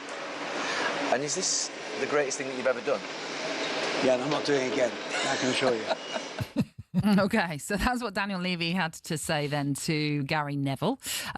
Does he deserve more credit, do you think, Andros? I've said it before, and I'm not afraid to say I'll get some stick, but I think he's the best chairman in the Premier League by far. Where he's taken Spurs from to where they are today, it's chalk and cheese. I remember 10 years ago, Spurs were a mid-table club playing in front of 25,000, not generating enough funds to be able to compete at the top level. Brand new training ground, brand new stadium, and now season in, season out, they're competing at the top level. They're in the Champions League. They won, obviously, the Europa League. And they're considered a big six side, whereas before Spurs, it was the big four. And now Spurs have broken into that, not because of their achievements on the pitch, but what Daniel Levy has created, the brand he's created off the pitch. Andros, I mean, look, every argument, every Tottenham fan will use that obviously success, you know, not having enough trophies, not in the Champions League often enough. They deem that as the biggest problem. I totally get. I mean, the stadium is amazing. I've been there a few times. You come away and you're in awe of it. When you sit down, you look around, you think, what a stadium. I remember going to the old White Hart Lane and used to think, it's nice. It's always had a great atmosphere, but nothing compared to what it is today. Yeah, I think sort of the influx of like the Saudi owners, the Russian owners, the American owners sort of skewed sort of the idea of success, because 10, 15, 20 years ago, when you was playing Cas, to go from a mid-table side to a top side, it take time. It take many years of generating that and building up. But now it's sort of instant success. Abramovich comes in, spends a lot of money. They win the Premier League. They win the Champions League. And everyone thinks that's the model. But Daniel Levy, he could have sold to Qataris or whoever else had wanted Spurs, but he's done it the right way. I think he made one mistake, and that was after the Champions League final. He didn't back Pochettino. And I think he's big enough and brave enough to come out and admit that was his one mistake. But everything else, I think he's, like I said, he's one of the best in the business. Well, we've got to get your thoughts then on what you think is going to happen this season. No more Ange Postecoglou. It's Thomas Frank who's going to be taking charge. So what do you expect he'll achieve with Tottenham? Of course, you'll know more than me, Natalie, but from when I faced his sides, Brentford, very, very good, very high tempo, like to press off the ball, like to keep possession, tough team to play against. So now taking that to Tottenham, sorry, don't want to be disrespectful, but probably better players, better team, better stadium. I think they'll have a really, really, really good season. Obviously, the bar is low in the Premier League from last season, but I think he'll do really well for them. And I'm excited to see how his teams play when the season does come around. Yeah, he's an overachiever, Andros, isn't he? You look at his sides, what he gets from them, every player in every position, I think, improves under him. And that's exactly what Tottenham need. They've gone for every type of manager, very successful ones, from Conte to Mourinho, to Ange, to a different type of way of playing football. Now you're sort of getting a little bit of a middle ground, but with a guy that really does, for me, in every level, is improve players.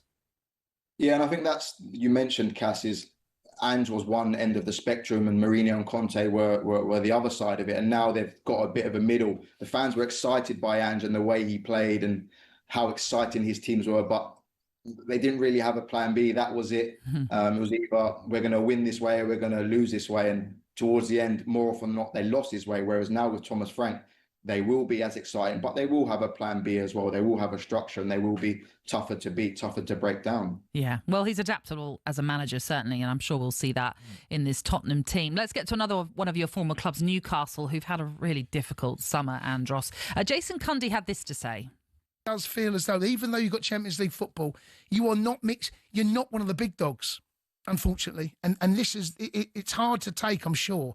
But when you look at teams like Chelsea, Liverpool, Manchester United, other teams that historically have had more success recently as well in the game than Newcastle, even though they're a big club, but they're not a big dog. Okay, so Jason there suggesting, look, they've done really well. They're in the Champions League, but they're still not one of the big, let's say, big clubs to look out for. As he says there, the big dog. Do you agree? So when I signed, just before I signed for Newcastle, it was either Newcastle or Watford. And Watford was 15 minutes from my house. The manager, Quique Sanchez-Flores, came to my house. He was lovely. He really sold Watford. But I was excited by Newcastle, big club, great fan base, big stadium, and they had potential. So I chose Newcastle. But I think maybe the problem now is Newcastle are not competing with the Watfords, the Palaces, and like sort of those mid-table clubs. Yeah. They're now they've gone up a level, and now they're trying to compete with the best of the best, and they're struggling at the minute because even Newcastle or Liverpool or Manchester United or Chelsea or the clubs in London, unfortunately at the minute they're coming up second best, but they have to find a way to attract the best players because that's where they are as a club. They're in the top competitions, they're at the top ends of the table.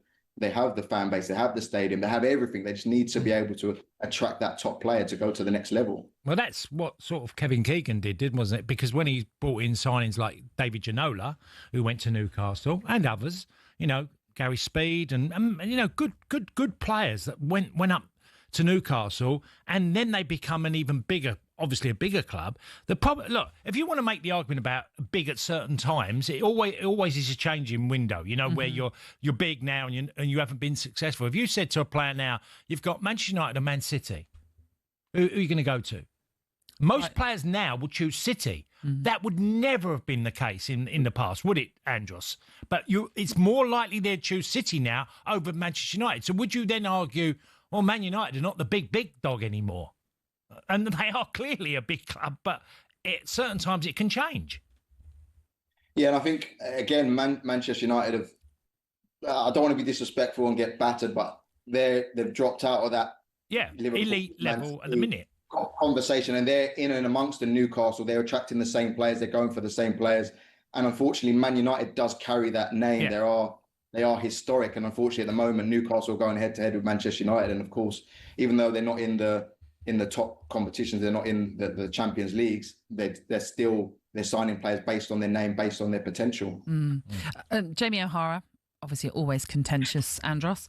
He said one of the reasons that perhaps Newcastle are missing out on these players is location and that nobody wants to move to the northeast. So could that be a factor, or is he just talking absolute nonsense? 9 times out of 10 he is. But I can only speak from my experience. Like I said before, I had the choice of Watford, 10 minutes from my house, or Newcastle, and I chose Newcastle because of the potential of the club, and it's a big football club. And getting there, they've got a lovely area where all the players live. It's beautiful. The stadium, you leave the stadium, you're right on the city centre.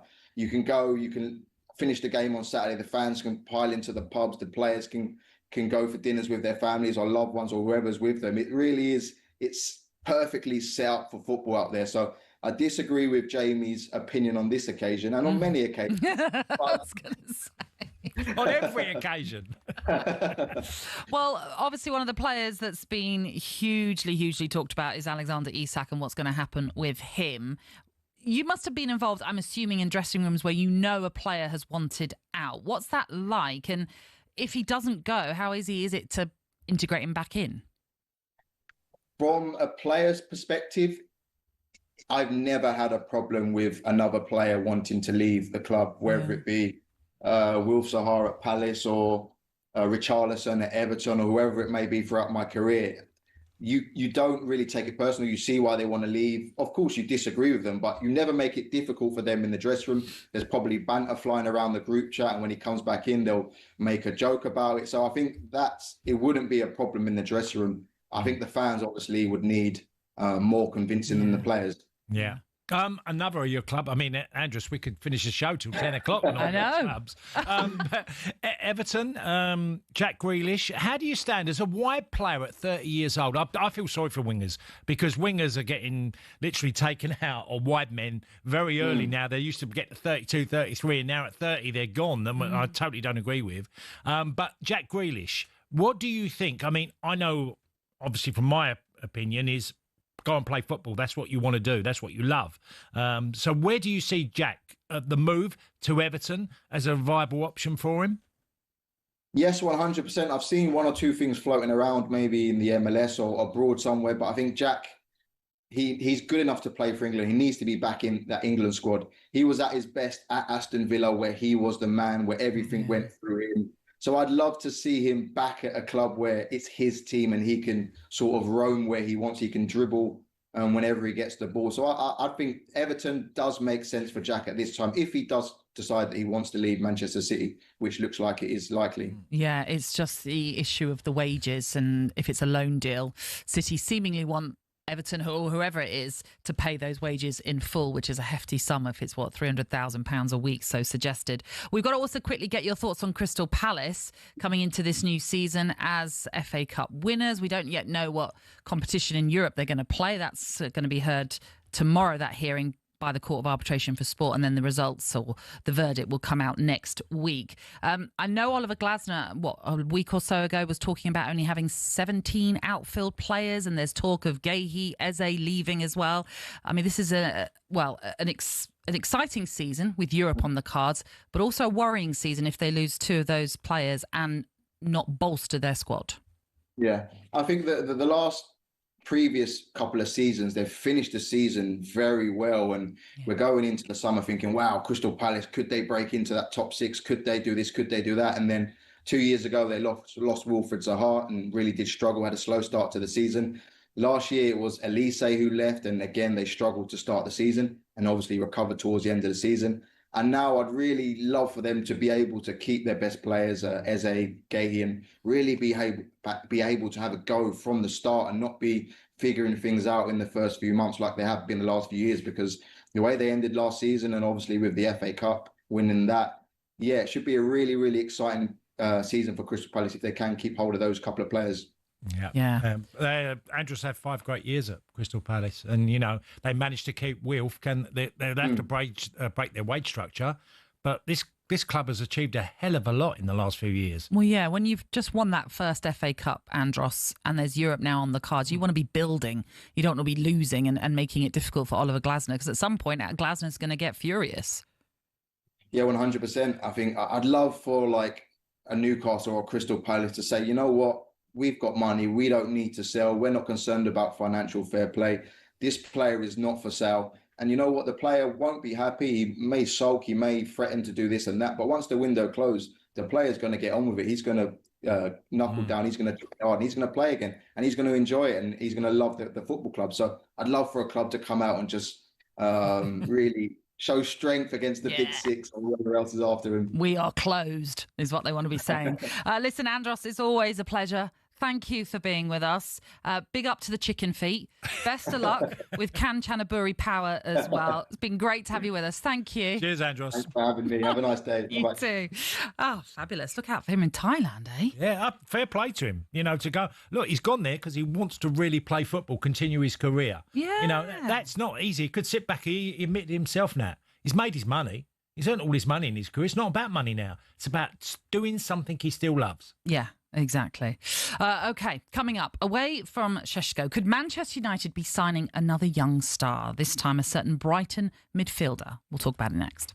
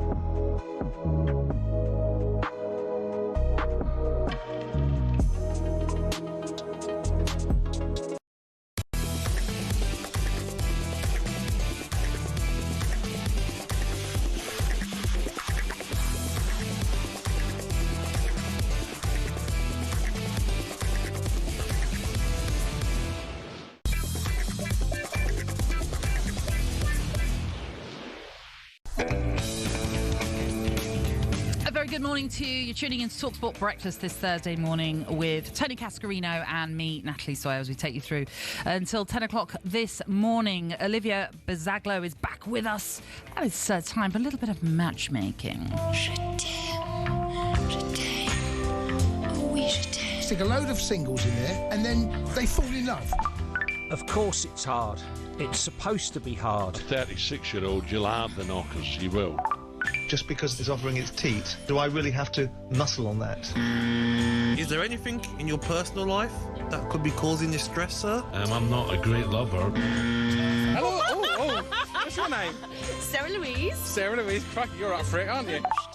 I was in love at the time, that's what I was doing. At the time? Oh, it just goes to show you've got to be so careful what you say, because it can be taken out of context and put into a little thing like that. So go on then, Olivia, what are we doing? Okay, it's time for a bit of transfer Tinder. So I'm going to give you 3 transfers, 3 separate transfers, and I'm going to ask you to swipe right for a yes or swipe left for a no, okay? All right. So the first one is Carlos Baleba to Manchester United, 21 years old, from Cameroon. He's 5'11". Okay, so an absolute beast in the middle with so much to offer. Inexperienced, but that hasn't put off potential suitors. He will be expensive, but he's someone that you would want to spend all your money on. Could he be the key? This. You really are trying to sell him. I love it. Could he be the key to unlock the heart of the Manchester United midfield? But will Brighton be okay to end their relationship with the Cameroonian? Swipe left or swipe right? I don't know why I'm talking like that. I'm talking like a swipe left or swipe right. Cass?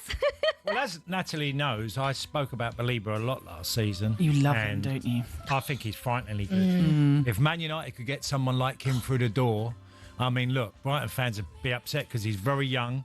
He's a bit tenacious. He covers ground like Casido. He flies across the ground, wins tackles for fun. It's so dynamic. He would literally lift the energy of a football team in a heartbeat. Look, Brighton run as a team anyway. They're number one at doing that. So I'd say if Man United could get that one, it's a definite right. Yeah. For me. Definite match. Natalie? Swiped for that one. Yeah, I think that makes sense. As I say, you just absolutely think he's brilliant. And Brighton, once again, finding a gem who they're going to sell for huge profit, I'm sure. Yeah. Well, he came into the team and he played a lot of football last season.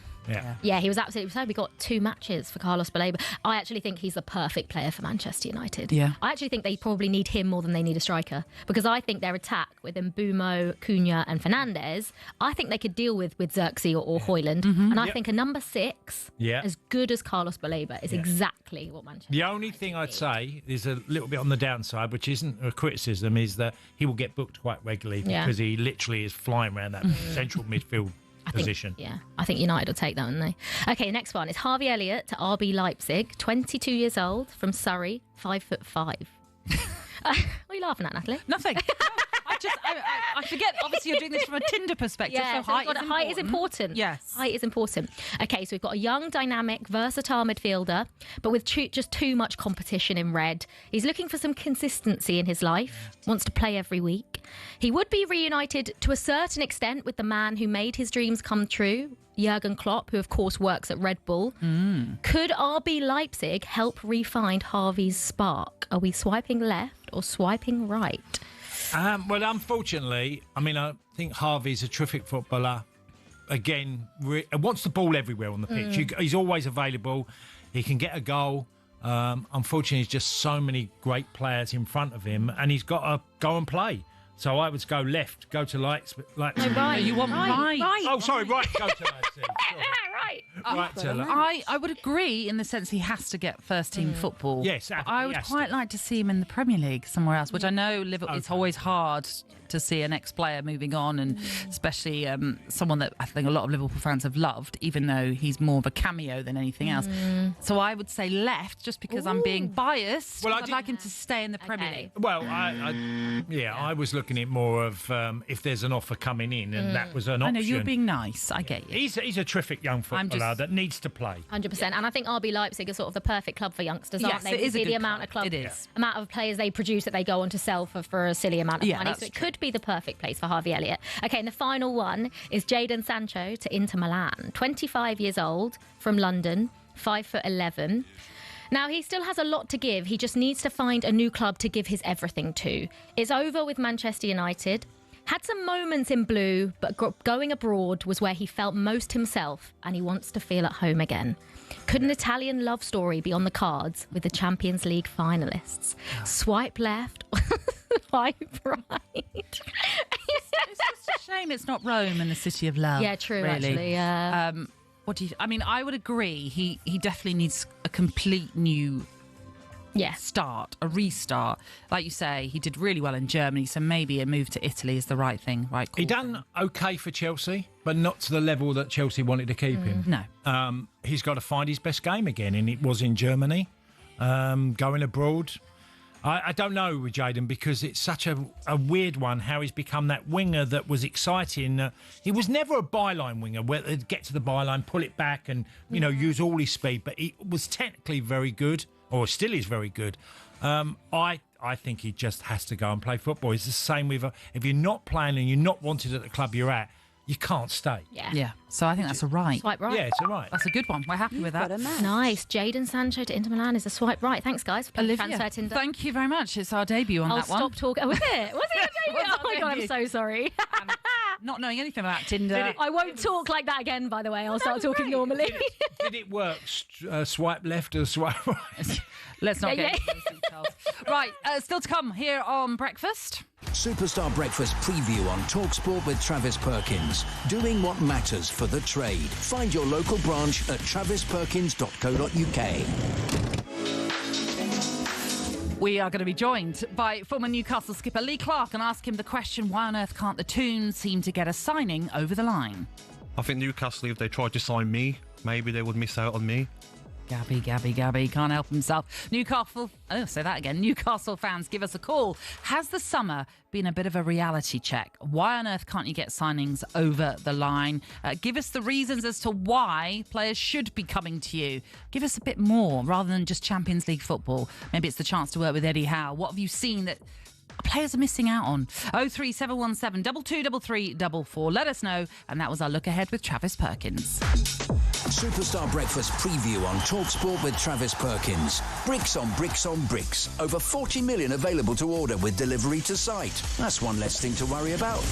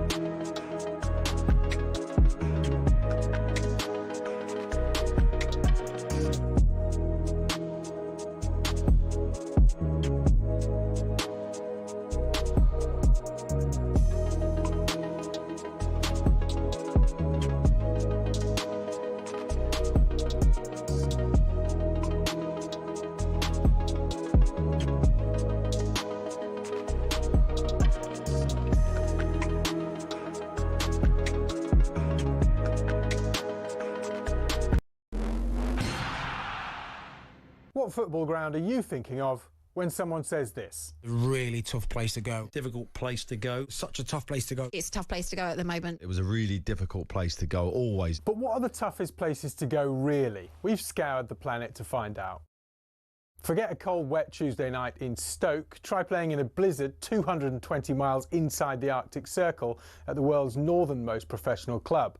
When Chelsea lost at Tromsø in Norway in the 97-98 Cup Winners' Cup, a massive snowstorm hit at half-time. These two boys and their brooms were absolutely no match for it.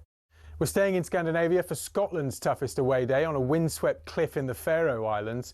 In Euro 2000 qualifying, Craig Brown's men were taken to fishing village Toftir.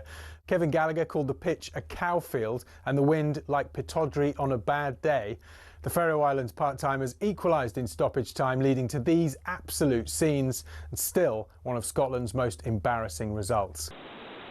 Daft little ground, silly game. But away trips don't come any tougher than a lung-busting schlep up the Andes to face Bolivia in La Paz. But now the Bolivians have taken home advantage to another level. The country's highest city, El Alto, 4,100 metres above sea level. Grass doesn't even grow up here. Bolivia have not lost here yet. The longest unbeaten run in any professional league ever belongs to Red Star Belgrade, or Crvena Zvezda if you must. They've gone 7 years without defeat at the Rajko Mitic in Serbia's Superliga. Their fans are pretty intimidating as well, but they're not as loud as this mob. Galatasaray's Ali Sami Yen Stadium's officially the loudest in world football.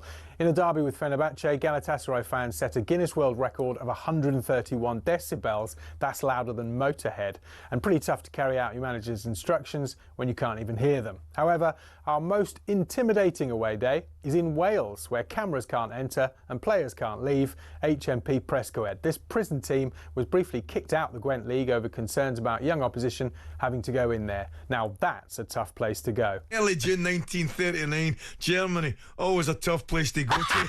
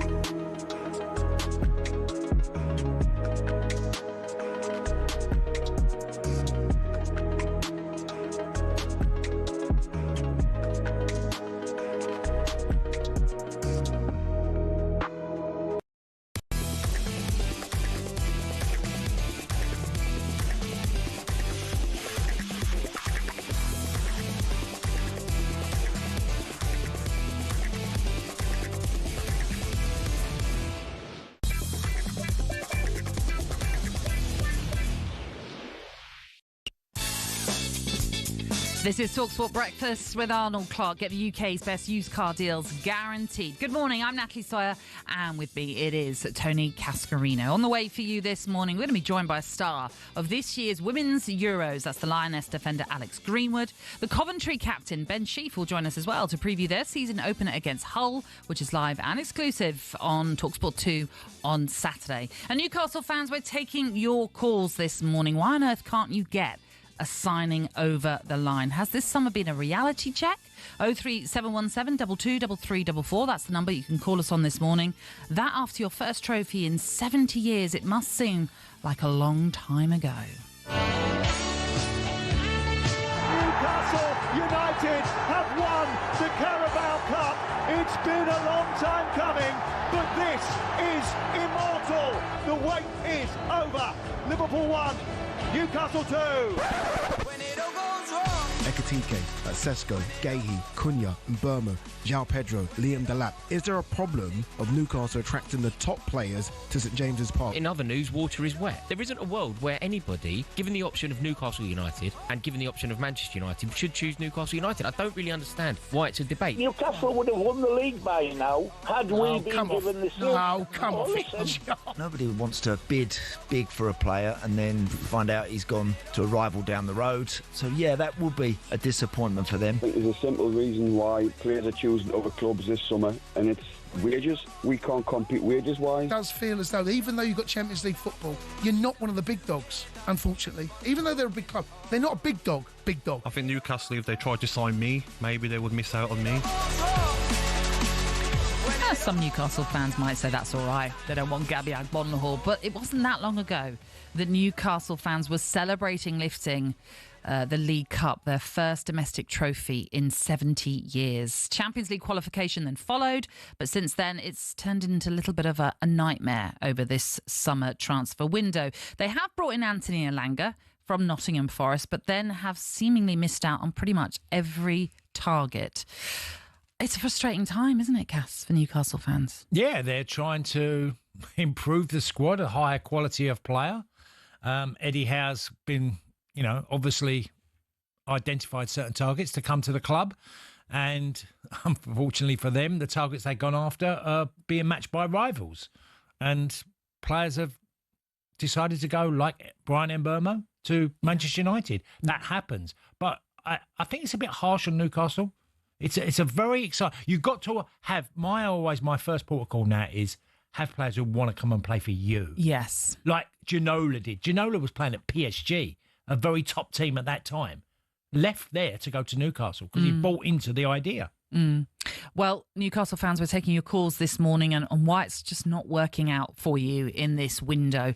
And has it been a little bit of a reality check perhaps for you as well? 03717 22 3344. That's the number to call us on this morning. And we're going to head to the phone lines right now because Ian, the Newcastle fan, is patiently waiting to speak to us. Good morning to you, Ian. Hi, Ian. Hello, you all right? Yes, we're very, very well. What do you make of it all, Ian? What's gone wrong? Wait, do you not think it's the PSR? Because maybe we can't pay the wages like your Man Uniteds and whoever else. Do you think that's got a lot to do with it? Well, it will definitely play its part, Ian. There is an element of...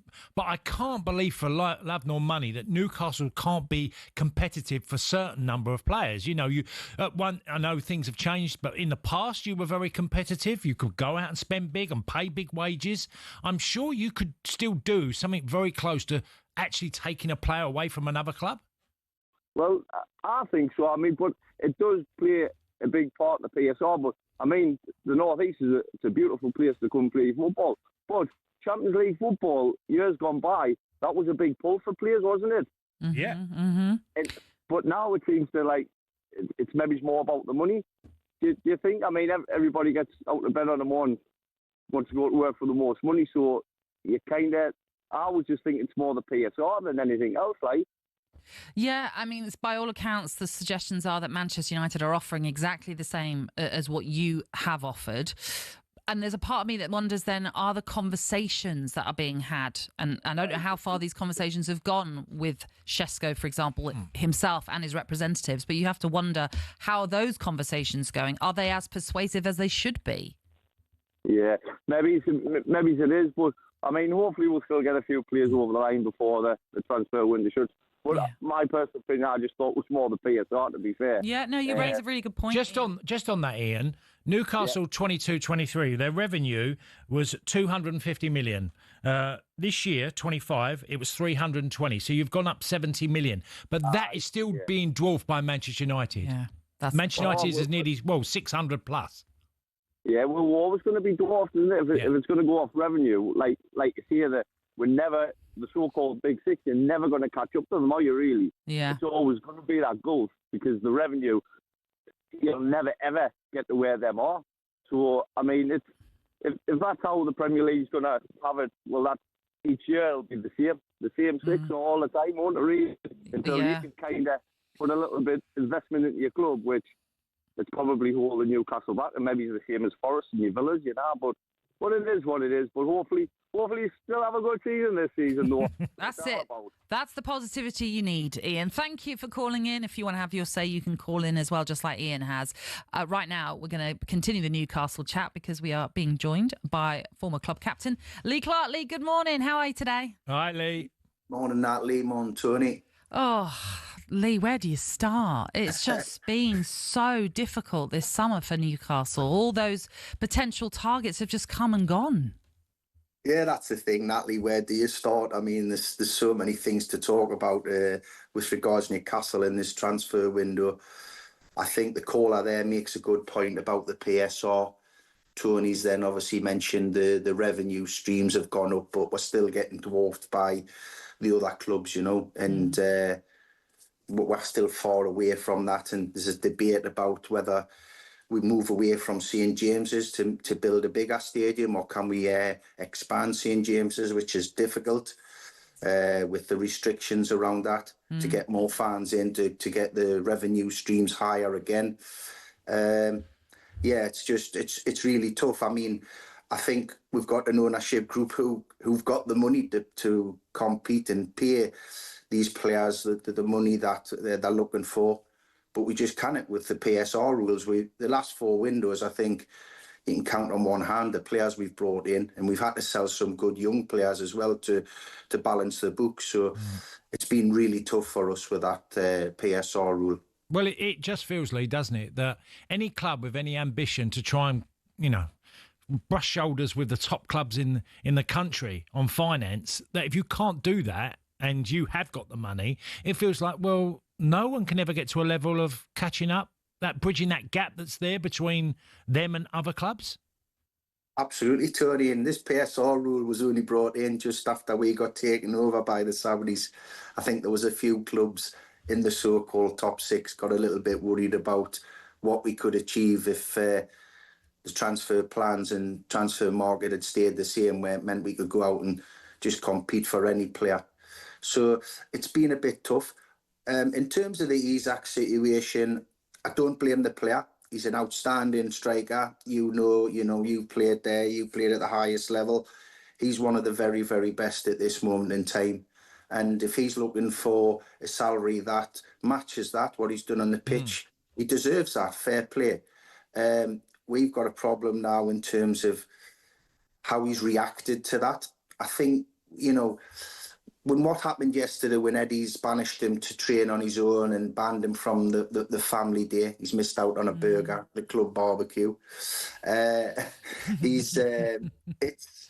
shows you, because Eddie is a great man. He's a great man manager. He's a great coach. So something in the backgrounds must have really upset him. I know he was unhappy that Alexander went back to Real Sociedad to do some work without the club's permission, without Eddie knowing. I think that's upset him. So yeah, it gets a bit messy, to be honest with you. In the window as a whole, has been very, very tough for us.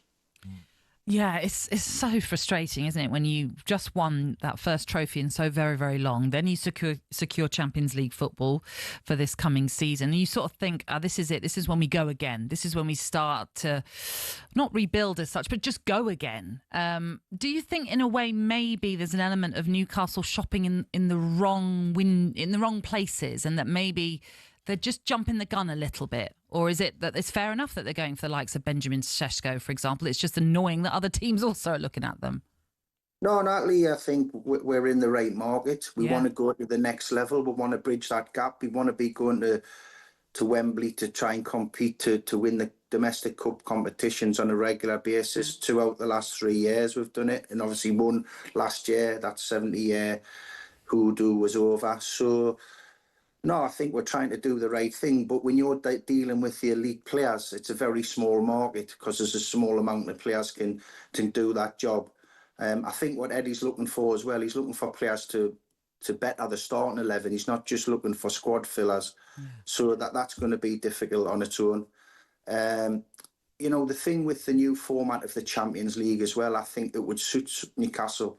But at this moment in time, we've just got such a small squad, a quality squad, but such a small squad. It smacks of what happened a couple of years ago when we were in the Champions League 2 years ago. We had an injury crisis, and we ended up having to play the same 11 players for 12 matches on the bounce, both in Champions League and Premier League.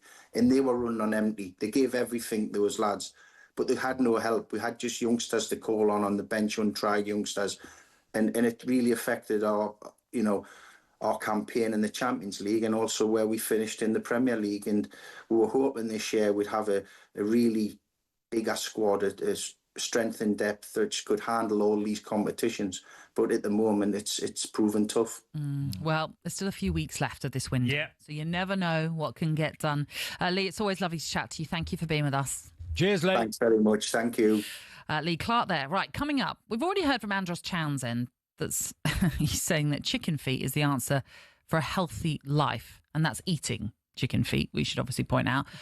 What about a ketchup smoothie? That is all over the papers today. We're going to ask Cass if he would try it next.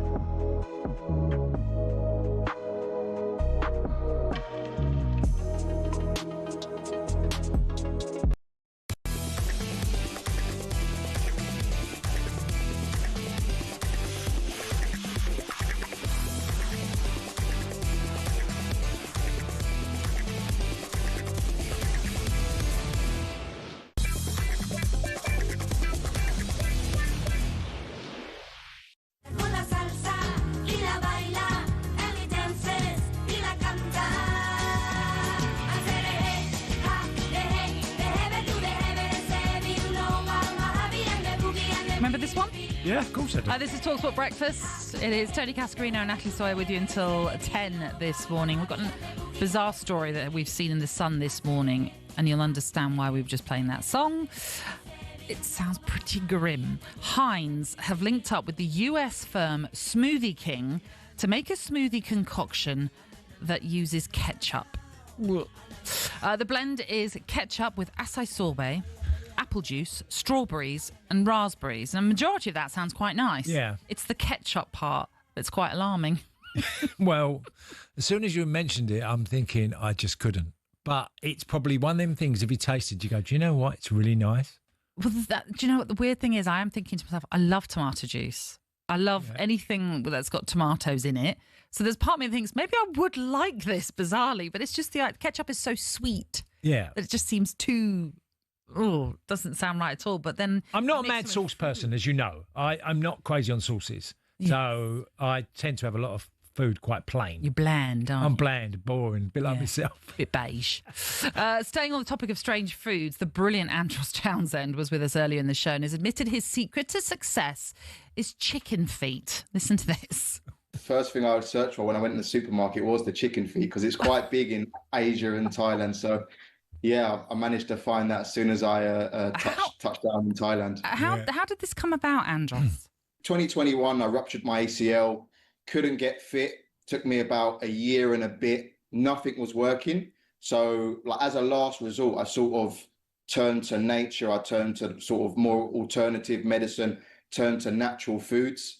And within 2 or 3 months, I was back in the Premier League with Luton, signed a 2.5-year deal playing against the top sides in the world again. So, yeah, the sort of change in mentality really did help me get back playing, because at one stage where I thought my career was over at the age of 32, I think it was. So, yeah, I credit a lot of it down to that change of mentality I had. To think, Cass, if you had decided to go down the chicken feet diet, you might still be playing. No, I'd done something even better. Went to France, had pig trotters. Oh, my goodness. Played till 38. What do you mean what? Pig trotters. Pig trotters. You didn't. Oh, yeah, I did. Oh, it's quite common in France. Actually, yeah, they are very nice. Oh, no, I couldn't have pig's trotters. But isn't it funny how we sort of balk at certain things that obviously other nations will think it's just a delicacy? You know, I quite happily eat steak tartare. Pied Cuchon, it's called. Oh, I don't want to think about it. But I quite happily eat raw fish and, steak tartare, like I'm saying, with raw meat. Yeah. But chicken feet, because it's not part of our normal diet, you think, no thanks. No, there's loads of foods around the world. We have Who Wants to Be a Celebrity, watching some of the stuff that they eat is just extraordinary. Gross. But, yeah. There we go. Well, Andros Townsend can find chicken feet in Thailand, but not a towel. He revealed to us that his new club in Thailand doesn't provide towels, so he had to use a sock to dry himself, most recently after a shower. Right. It's time for the latest odds with Coral. The Coral Daily Download on talkSPORT with Coral. We're here for the fans this season. 18 plus, gambleaware.org. Good morning, Simon Clare. Hi, Simon. Good morning. You completely confused me. I thought I'd been asleep for 48 hours and it was Saturday morning. What's going on? I know.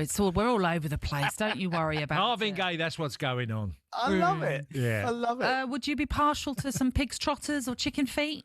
Well, funny enough, I was just thinking that I'm a good bit older than Andros Townsend, and my joints are creaking and everything. I'm wondering whether I need to go for the old chicken feet and natural. I did go over to in 2016. We were based in Paris for the Euros, and I did go and try frog's legs and escargot. But I imagine you passed. They were probably a regular diet for you. Yeah, were they the old? Yeah, they eat quite a lot of things that we would. I don't know, cringe at.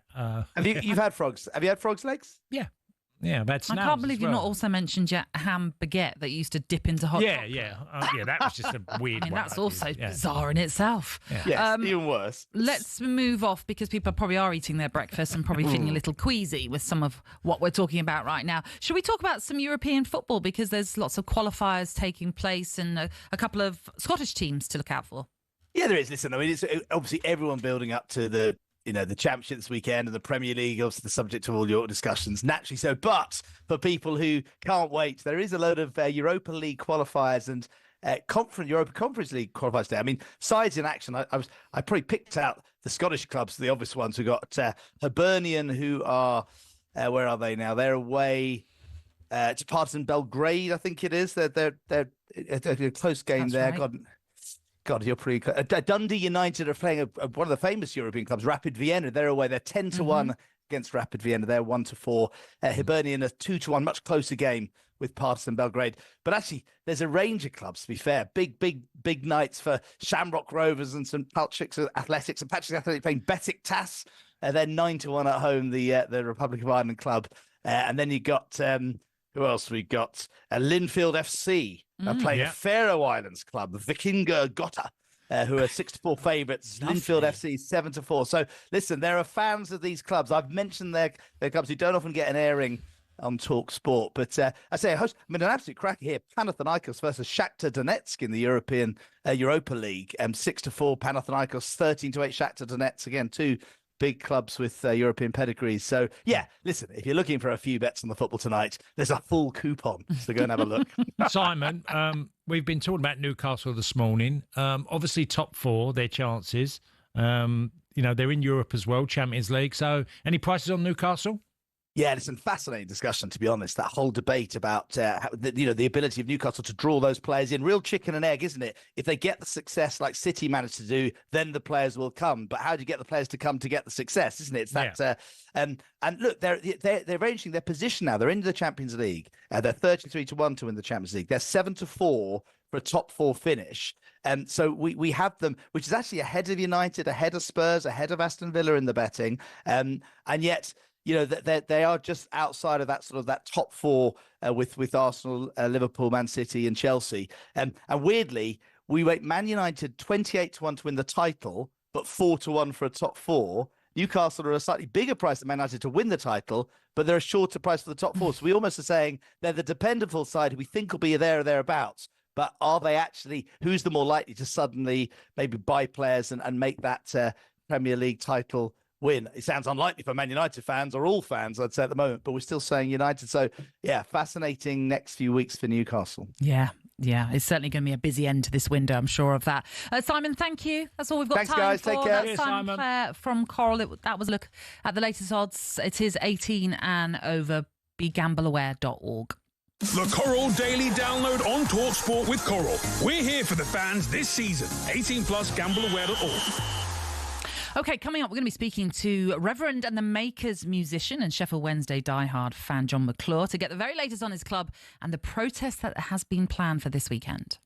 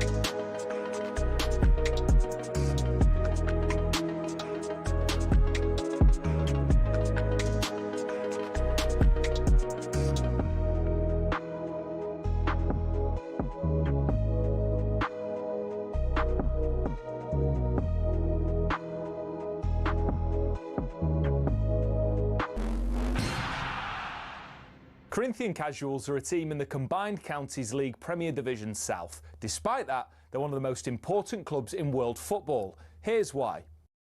The club was formed in 1939 as the result of a merger between Corinthians FC and Casuals FC. Now, Corinthians FC were founded in the late 1800s when the FA's top brass were absolutely sick of getting pumped by Scotland every time they played them. As a result, Nicholas Lane Jackson set up an amateur side which would bring in the best players who could all play for the national side. And it worked. It wasn't long before England were dominating the international fixtures they played, and it was largely down to Corinthians. In fact, in 1894 and 1895, they played consecutive games where Corinthians provided the entire England 11. But the thing is, the players refused to play professional football. They didn't believe in it. They wanted to spread the values of sportsmanship, competition, and played for the love of the game. It also helped most of the players were Oxbridge graduates who didn't need the money, but instead of entering league and cup competitions, they played exhibition football and toured the world, bringing the beautiful game with them. Think of it like the Harlem Globetrotters of football, and it was this which spread the game throughout the world and made it so popular. Most famously, in 1910, they travelled to Brazil, and the locals in Sao Paulo were so impressed they started their own team under the same name. Yes, the same Corinthians who won the FIFA Club World Cup in 2021, one of the biggest clubs in Brazil.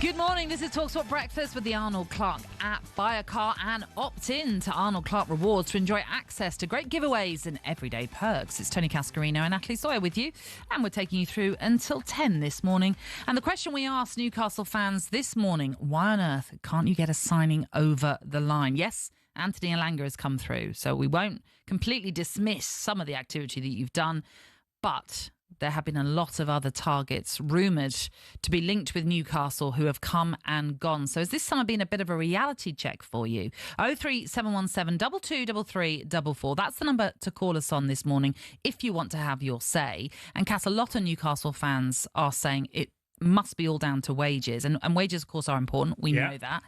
Newcastle won't necessarily have the wage bill of a Liverpool or a City, for example, but here's some perspective for you. The 2024-25 wages would not be that dissimilar to Spurs, Inter, Atletico, Juventus and Aston Villa as well. The problem is that some of the teams you're competing with right now are in that upper bracket of wages. But there is still a significant amount of money that wages can be put on by Newcastle in comparison to other clubs who can't even extend to that.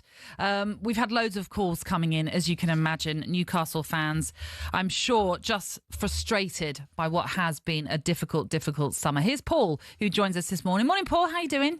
Hi, Paul. Hi, I'm fine. How's yourself? Yeah, we're good. All right. Tell us how you feel and how frustrating this has all been for you. I mean, it's frustrating, but we have shot ourselves in the foot a little bit because we were slow to appoint a director of football. So that didn't help. But the season hadn't finished shortly when we were starting to hear Man U manager, he likes to look at Tonali. The Man City manager, he likes to look at Livramento. Saudi are looking at this player. And so we had all that. The season hadn't finished. When we started trying to buy teams, like Delap, João Pedro, Chelsea stepped in, and then Man U have stepped in, Man City have stepped in, Liverpool took Ekitike and looking at Isak. But the one thing that's bugging me is Manchester United. Now, several months ago, not years, several months ago, Manchester United sacked a couple of hundred people. Yeah. So Jim Ratcliffe was turning around and saying we could go bust in months if we don't sort this out. We could go bust. That was what he was actually saying. He seemed to be saying it. And now we've just spent over 200 million. So where's this money come from? None of you have picked up on that. None of the media are turning around saying, hold on a minute, months ago you were claiming poverty. and now you're spending 200 million. Yeah, well, just on that is that there was quite a number of people that were saying that, you know, this is a possible outcome of where they're going to say one thing and do another, because they were the reason why you've lost Sesko reminds me of where Tevez went to Manchester City and left Manchester United, where Man City moved heaven and earth to get Tevez at the club, and it embarrassed Manchester United. Now it's a case of they don't want to lose Sesko to Newcastle United, so they are going to move heaven and earth to make sure that Sesko deal got over the line. And it was the same with Mbeumo that could have gone to Spurs, but they... There was Cunha as well. Yeah, so there's 3 players that spent over 200 million. I mean, the PSR thing, they had a meeting 4 days after Newcastle were bought by PIF, and the Associated Business sponsorship thing has killed us. Seller offered Newcastle £35 million a year sponsorship for the shirt deal. The Premier League said, no, that's too much, and we got 25 million. So we're trying different things, but the thing is, it's not just us. I mean, like, Everton, they've just moved into a new ground. Lovely looking ground, by the way. Yeah. So they're going to up their money. So they're going to, like, hopefully progress a little bit. Aston Villa, they're looking to progress. Not Forest. Is this going to happen to all the other teams where they get up to the top 7, top 6, trying to creep in? And it's going to be like, no, we'll have him. No, we'll have him. So it's not just Newcastle. I mean, they've done the same to Leicester years ago. Leicester won the league, and then the following season, Chelsea, we'll have Kante, and et cetera, et cetera. And they picked the best players off Leicester. So Leicester, the following season, didn't have, you know what I mean, they weren't anywhere near winning the league. But, I mean, it just seems to be the fact that if you try to get in there, that there's a top 6. I mean, they actually turned around and said that the top 6 were having a meeting days before the Premier League meetings to discuss what was going to be discussed. I mean, all this came out in the past and all that was all over the papers.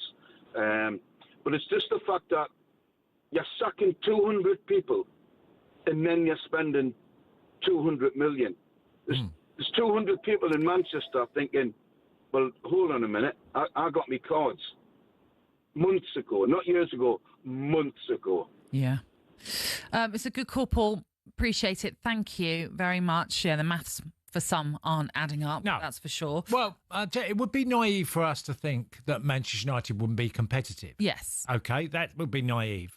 Barcelona were a club as every bit as powerful as Manchester United, had huge financial issues a few years ago, gone back. They got rid of people like Lionel Messi, who they couldn't afford anymore. Yeah. Anton Griezmann, 700,000 euros a week. You know, they had to change everything at their football club, and they had an embargo on their transfers as well. They had players signed that they couldn't play. You know, but they still were running because it's Barcelona. Yeah. There was never, ever a point when Manchester United, for me, are going to go bankrupt. I thought that was just a statement that was just totally wrong. Yeah. We've got another Newcastle fan waiting to speak to us. Steve, good morning. A very good morning to you, Natalie and Tony. I love listening to your show on a Saturday and in a weekend. Thank you, Steve. That's very kind. Thank you. Well, following on from the last call, I must say, by the way, I'm an avid listener of talkSPORT. I listen to all the shows, and you do present a balanced view. So thanks for having us on. The last caller was brilliant. Now, following on from him, I want to set up a new organisation. I live in Tingley, Wakefield, called the WAPSR. And it's wannabes against PSR. I like it already. Now, Tony, you've played for a lot of wannabe clubs. I know you played for Chelsea a bit, but I used to actually watch you play football. That's how old I am. Oh, thank you. Made me feel even older as well. You played for Villa. Yeah. Villa got loads of money. Can't spend it. Natalie, you support Brentford, don't you? That's right, yeah. Yeah. Lovely club.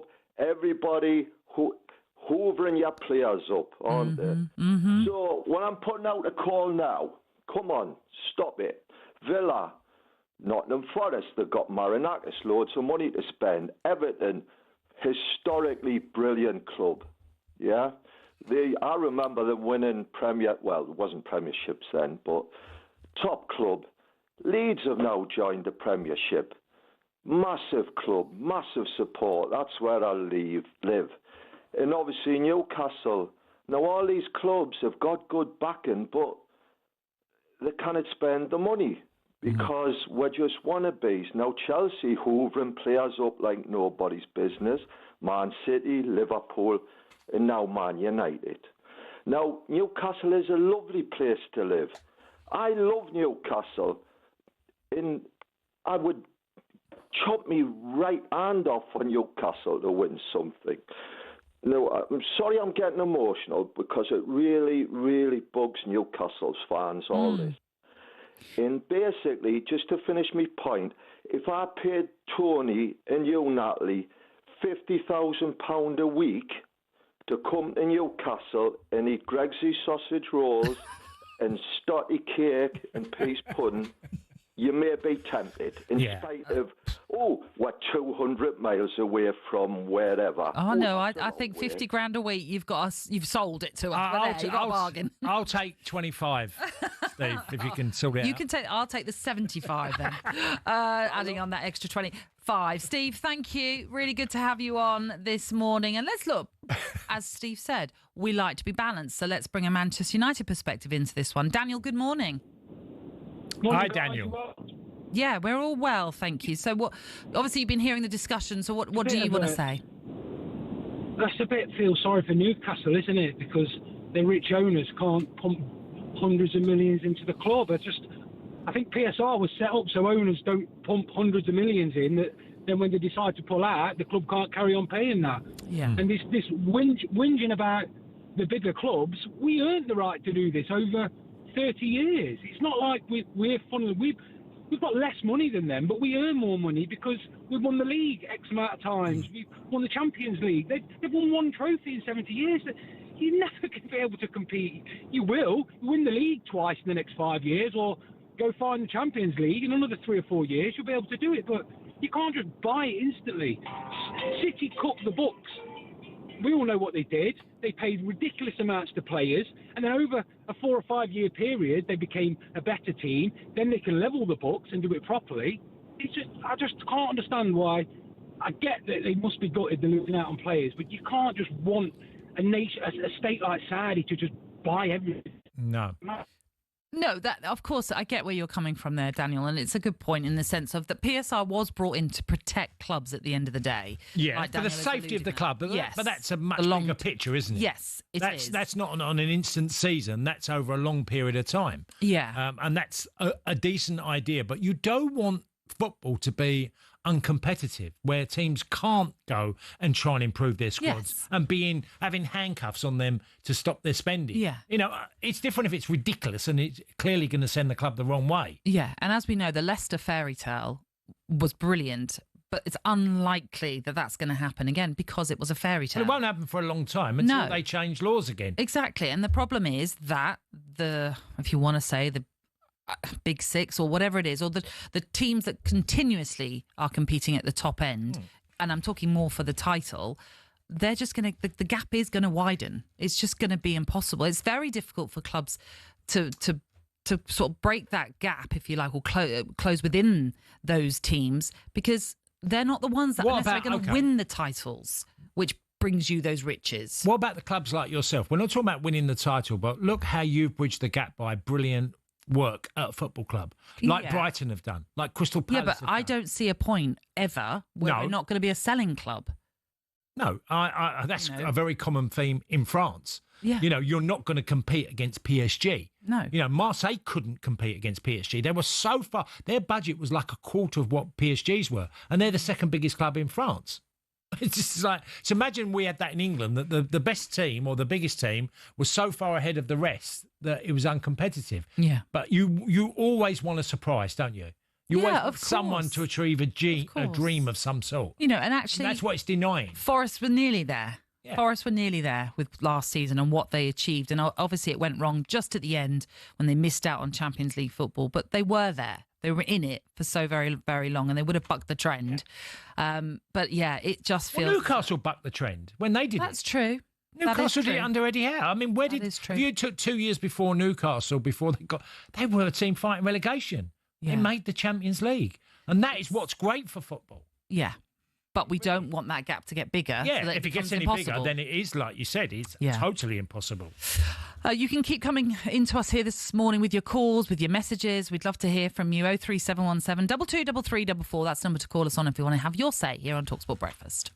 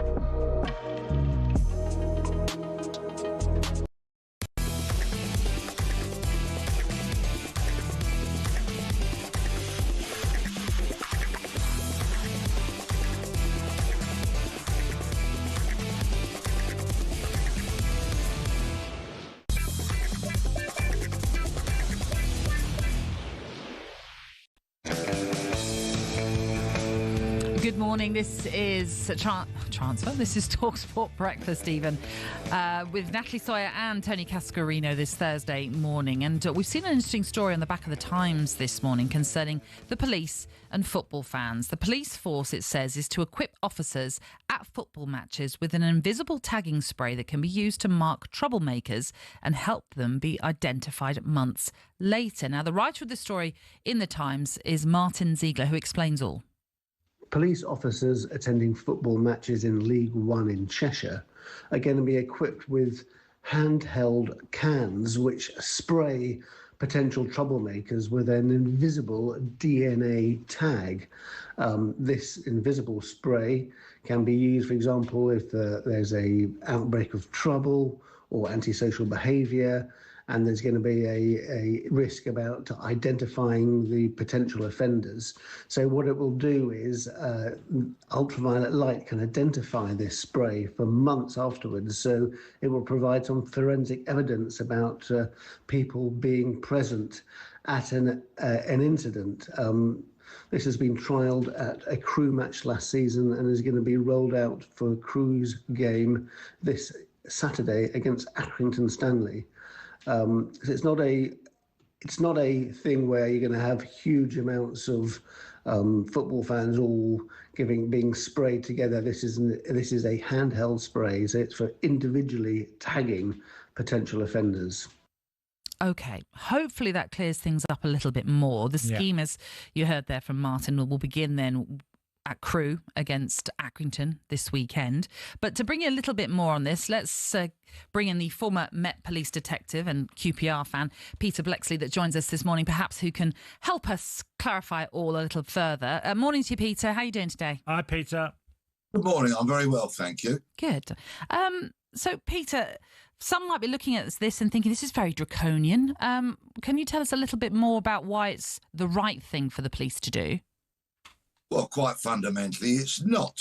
Because if ever you felt that the police, generally speaking, held football fans in utter contempt, here is all the proof you need. Mm-hmm. This technology could have been rolled out or trialled or used on, say, for example, the political protests that have been going on in London non-stop virtually every weekend for the last couple of years, where there's known to be law-breaking and disorder. But, oh no, they save it for football fans. Mm-hmm. And I've got many, many questions that I want to know about this. For example, how accurate is it? From what kind of distance does it need to be sprayed? Are you in danger of being covered in this spray if you happen to be innocently standing next to somebody who behaves in an idiotic way? Mm. And particularly, is it lawful?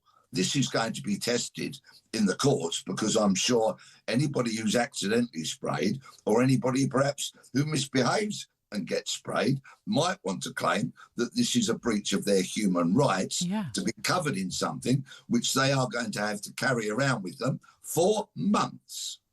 Peter, I don't understand about this story is that we've introduced, and rightly so, a level of cameras, and there is so much imagery that's around for police officers to observe and catch culprits. This just feels an extension of one step even further, but too far for me. I completely agree. And if a police officer is that close to a troublemaker that they can spray them, then surely they can lay hands on them and arrest them and drag them from the crowd and stick them in the back of the van. I do not condone misbehaving or law-breaking at football matches. I want to go there at the end of a week's hard work and enjoy myself and hopefully see my team win. And I want it to be a safe environment for families, for everybody. But this piece of technology just appears to me to be very draconian. How well has it been trialled? And what is the legal rulings on this? Have they taken legal advice that have said, yes, go ahead and deploy it? And of all the people, the protesters, the troublemakers, that they could have trialled it on, oh no, they save it for us, the football fans. Peter, I mean, I go football matches every weekend, and I feel like, and maybe I'm wrong, maybe I'm going to the wrong games, but I'm going to games and I'm thinking it's It's way safer than it's ever been. You know, I went to games in the 70s, 80s, and all through the 90s, and it was way more. I mean, obviously, policing has changed dramatically since then, but I feel like the game is more safer for everybody. I see fans walking along with different scarves, you know, Palace, Chelsea, or whatever clubs are mixed scarves, and many fans travel to different games, and it feels way safer. Of course, there's going to be incidents, but it feels way safer than it's ever been. Likewise, I've been going every week since the 1970s, and if we're going to talk about crimes, let's talk about half and half scarves. They should be outlawed. They are utterly appalling, without a shadow of a doubt. And of course, I remember the dark days where people had their very vicious crews that travelled and caused lots of aggravation. And I am very glad to say that football has got much better in that hooliganism regard. It is not perfect. There are still some crews who set out and are very quick to put their fists up and have a dust up on a Saturday, and I want them to face the full force of the law. But a spray that will mark you for months, and I fear could possibly get an innocent person, because if anybody's been going to football for any length of time, you will have all had that misfortune at some point to be next to an idiot who says something or does something that you fundamentally disagree with, perhaps as you're coming into the ground or going out the ground, or even at an away game, you might have the misfortune to sit close to somebody like that. Are innocent people going to get tagged with this spray and consequently dragged into police investigations months later when they've been entirely innocent? Peter, thank you for joining us today. You've helped to clarify it a little bit easier for us, so thank you. Thank you, Peter. Bye-bye. OK, it's time for us to look ahead to the next hour of the show with Benchmarks. Superstar Breakfast preview on talkSPORT with Benchmarks Kitchens and Joinery. Get trade prices on kitchens to suit all styles and budgets at Benchmarks. We're going to be joined by a star of this year's Women's Euros, Lioness's defender, Alex Greenwood, and Coventry skipper as well, Ben Sheaf, will be with us ahead of their season opener against Hull this weekend. We also asked the question earlier, just why can't Newcastle seem to get any of their transfer targets over the line? Daniel, the Manchester United fan, has no sympathy. They've won one trophy in 70 years. You're never going to be able to compete. Yeah, we'll get reaction from Newcastle fans next to that one. That was our breakfast preview with Benchmarks. Superstar Breakfast preview on talkSPORT with Travis Perkins. With 250 hire branches nationwide, it's easy to hire at Travis Perkins.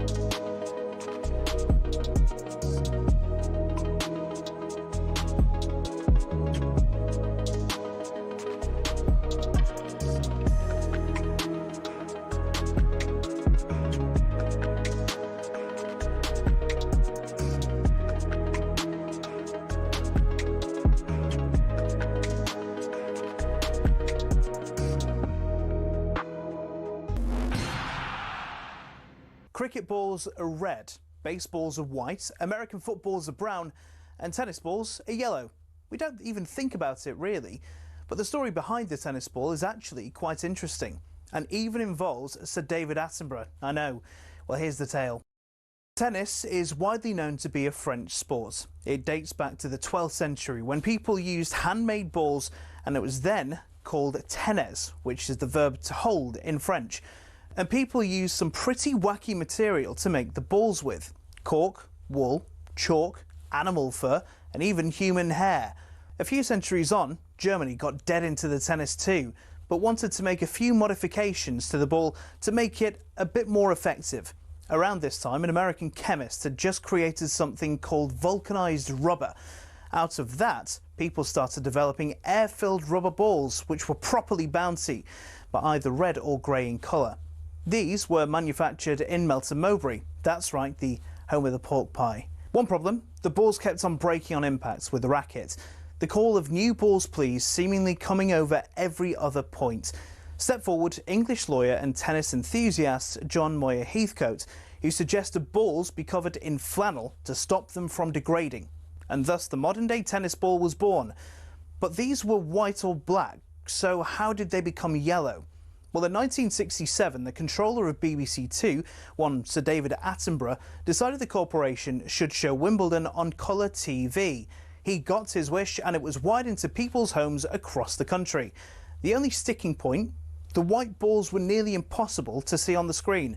So the International Tennis Federation, sensing an opportunity, started developing a new ball that would be visible even without the need for 4K LED displays. Not that anyone had that in the late 60s.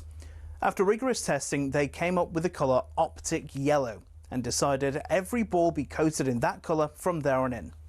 And there you have it. Tennis balls are yellow, all because Sir David Attenborough wanted to watch Wimbledon from the comfort of his own front room. You could say the ITF aced it.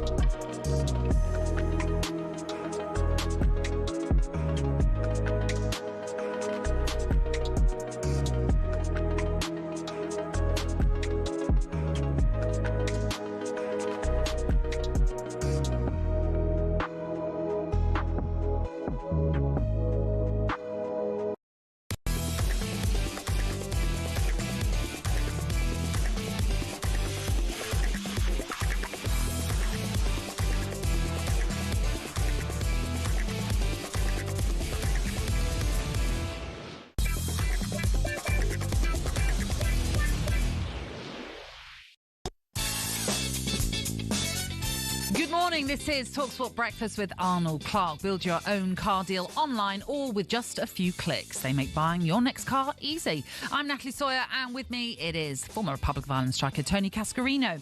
On the way for you in this final hour of the show, we're going to be joined by a star of this year's Women's Euros. That's the Lioness defender, Alex Greenwood. The Coventry captain, Ben Sheaf, will join us to preview their season opener against Hull. That's live and exclusive on talkSPORT 2 on Saturday. And we also asked the question earlier, just why can't Newcastle seem to get any of their transfer targets over the line? It seems as though so many options have come and gone, and many are suggesting maybe it all comes down to PSR. Here's football finance expert Kieran Maguire to explain why Newcastle are just struggling to sign these players. Newcastle can spend this summer, there's no doubt about that. They were constrained in 2024, which is why the likes of Minte and Anderson left. But the first year of ownership under PIF has now dropped out of the calculations for PSR, and they certainly have the cash. I think the issue with Newcastle is trying to persuade players to come to them.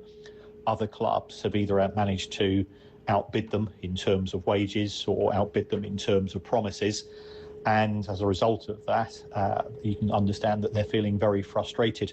but they have the capacity to spend. They don't need to sell players, and they certainly have the cash to spend. So now it's a case of persuading players that they want to join the Newcastle project. They want to play for Eddie Howe, and it's up to the club to be persuasive in that regard. Kieran, thank you for that. I mean, that's something we've talked about, the persuasiveness of Newcastle. Are they selling the club in the right way? Perhaps that is part of the issue. Why not get involved this morning in the conversation? 03717 223344. That's the number to call us on, which is what Gavin has done this morning, and he joins us now. Gavin, how are you today? Hi, Gavin. Hello, you all right? Yeah, we're all right. So, frustrating times for you currently? Yeah, for a number of reasons. Obviously, the club as a whole probably don't get off scot-free. The way they've handled it hasn't been great. I feel as if they needed to act quicker. They needed to have things in place prior to, obviously, other clubs hearing about who you're after and stuff and allowing them to come in and trump you. But the PSR thing and the man you caller before just made us laugh. These people like the Big Six are just so blinded by that they've built this thing over 20, 30 years, they've earned the right, as if those teams weren't the same teams spending the big money back in the day before PSR and FFP. Like, Man U have done it for years. When Fergie was there, they did the exact same thing. They would cherry-pick the best players and buy them. So they're already that level ahead of you. So I'm not saying I don't want the Saudi owners and PIF to go and just blast a load of money and have no constraints whatsoever. It's just got to be managed properly. Like, it got brought in, 4 or 5 years ago, and the inflation of players since then by the Big Six has been so cleverly done. So a player that was 15, 20 million back then when the constraints were 105 million is now 60, 70, 80 million. So they can afford to blast that and still sit in those 105 million losses. The teams below can't, and that's how they've managed it. And it basically, people think the Super League got knocked on the head. This is becoming the Super League. Like, the Big Six are just going to run away, and it's going to be completely non-competitive. And it makes no sense why the Premier League's basically destroying itself. Wait, look, just a couple of things there. Gavin, the first thing is, look, the transfers you've gone after, like Mbeumo, everybody knew that this summer he would move. It was just the timing was as he was moving on. So clubs had a real run at this, and Manchester United would have known this for 6 months, maybe even to a year. That it's an opportunity. Likewise with Sesko, many people knew that he would be moving on.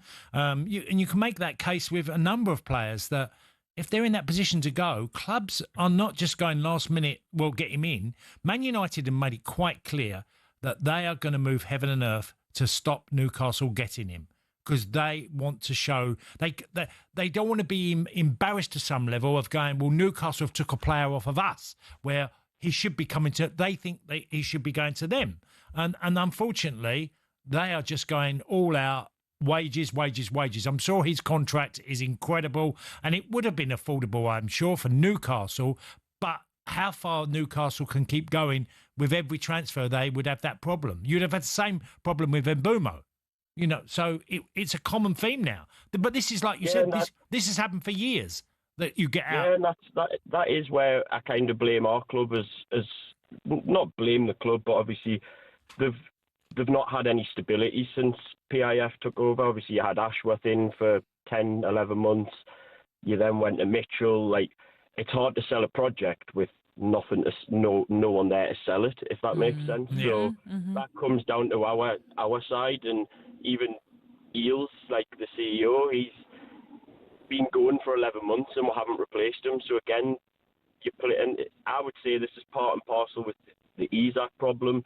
He's looking at it going, well, who is driving this project? Because we're now we're going to be on to our third director of football, and they're all going to have their own individual ideas, which are going to take 3, 4, 5 years to implement.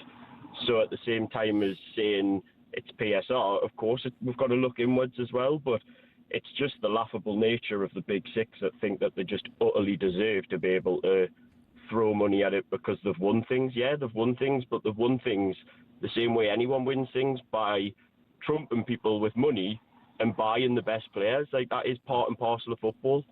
Gavin, thank you for your call this morning, and it's a good call too. Let's get to Tony, who's waiting. He's a Liverpool fan. How are you doing, Tony? Are you okay? Yeah. Hi, Tony. I just wanted to speak about Newcastle. So go for it. The fact to blame PSR that they can't get signings over the board is ridiculous. If they didn't have the funds, they wouldn't go for Ekatike. If they didn't have the funds, they wouldn't go for Sesko. That's without selling Isak. So the money's there. The players don't want to go to Newcastle because outside of the northeast of England, no one knows who Newcastle are.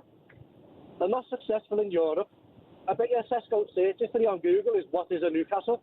He hasn't got a clue who they are, and that's why they can't get players over the board.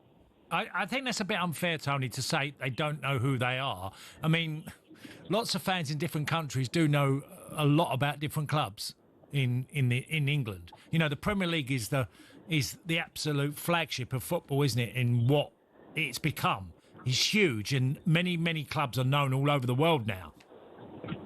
But when you're looking at you join the Manchester United or Newcastle, Manchester United are not well more known. Yeah, of course that. I'm not debating that. I'm just saying that. But Newcastle would be well known as well, but maybe not to the levels of Manchester United. But that's like saying, you know, AC Milan or Lazio. You know, the AC Milan history is incredible, especially in the 90s. You know, I just feel it's a little bit unfair on Newcastle that not like about the player, but more to do with their stature as a club. Yeah, appreciate the call though, Tony. Thank you very much. Let's get to Paul, who's waiting as well. Paul is a Newcastle fan. How are you, Paul? What did you make of what Tony had to say just then? It's just a load of rubbish, isn't it? Like, what a load of nonsense. You go all over Europe, all over the world, and there's Newcastle fans everywhere. So how can we be a club that's not known? I'm not even talking about that anyway. Yeah. Like the PSR rules, like, when is the bubble going to burst? Because these clubs can't keep on selling the hotels, car parks. Like, they can't keep on selling assets. So when do they stop selling the assets? And I don't understand what's going to happen. Because it's not a level playing field. You can't say that players do not want to come to Newcastle because it's Newcastle. That's a load of rubbish. Now, Paul, can I just say something? Clubs will always find a loophole. They always do. Well, you know, that's you the said problem with the rules. Yeah, the rule. They're loopholes. They're there to be exposed. That's fundamentally flawed. Any other industry that you're in is a level playing field. Everybody's any other business you go to, everybody can spend the same money on the same marketing, on the same members of staff, and your level playing field. It's all down to skill. And just because we've got more money now, they're scared that we're going to spend it. Well, of course we're going to spend it. That's the name of the game. We want to win. So what they're saying is, like the Man U fan earlier, they're entitled to win for the next 30 years because they won for the last 30 years. Yeah. Well, that's wrong. Well, that's what Jack Walker did in the 90s. Jack Walker spent more than anybody else. That's why he got people like Shearer to go to Blackburn, yeah. You know, that's why he got success and won the league. Yeah. I mean, Blackburn are a million miles away from that again now. Thank you, they are. Paul, thank you very much. And quickly, let's get to Benjamin, who's a Manchester United fan. How are you, Benjamin? Hello, can you hear me? Yes, we can. Hi, loud and clear. Yes, I do feel bad for the Newcastle fans, but to come on there and try and say that we feel like we're entitled to win and to be successful because we're a success. Who said that? Nobody said that. We're signing players that you're also interested in because they want to come to us. Nobody said that we're entitled to succeed because we used to succeed. Look, headhunting happens everywhere in many different businesses, and players are no different. If you're in a position you want to headhunt a certain player and there's competitors, you know, you have a battle. Unfortunately for Newcastle, Manchester United have won that battle. Yeah, exactly. And why did we win that battle? Probably going back to what the Liverpool man said. Yes, Newcastle have some fans around the world. We have billions of fans around the world. But the players around the world know Man United and what Man United are all about more than what they know Newcastle and what Newcastle are all about. Benjamin, thank you. Really good call as well. Really varied. Yeah, I was going to say it's not as black and white as that. Oh, very good. How apt when we're talking about Newcastle. No, I just think it's a bit harsh to say Newcastle's an established club, you know, worldwide. Is it to the levels of Manchester United and Liverpool? No. But I've seen Chelsea rise as a football club worldwide. Chelsea's a huge club now because of Abramovich and the selling of the club and all what happened in the late 90s, the type of player they brought in. I've seen that club grown. I don't know if a Chelsea today could start from where they were. It's like saying, because we were, when I was there, we was a mid-table at best. So we're looking at a Brentford, Crystal Palace. Could they ever be what Chelsea are in 25 years' time? Could Crystal Palace be that? Very unlikely with the rules. It feels like, yes. Very unlikely. It's an impossible job as things stand. That's what happened at Chelsea. But it's all about bucking the trend somehow and thinking, can you outsmart everybody in a different way? Which is the Brentford approach. That's what I always say. We try to outsmart everyone in a different way, but it's still very difficult because money talks at the end of the day. Right, coming up, we are going to be joined by a true legend. The two-time Euros winner, Alex Greenwood, is with us next.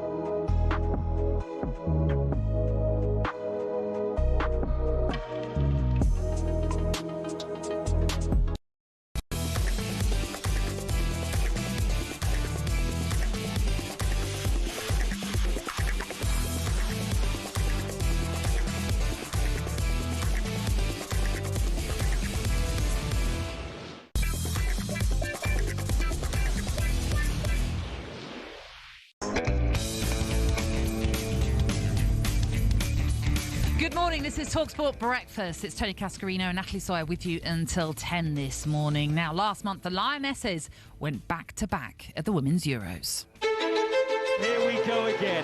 Another shot at history for the Lionesses. I'm intrigued to come back and enjoy that tournament football. And England's title defence begins with a damaging defeat in Zurich. We knew there was going to be pressure. It's a tough group. Two left-footed shots. It's 4!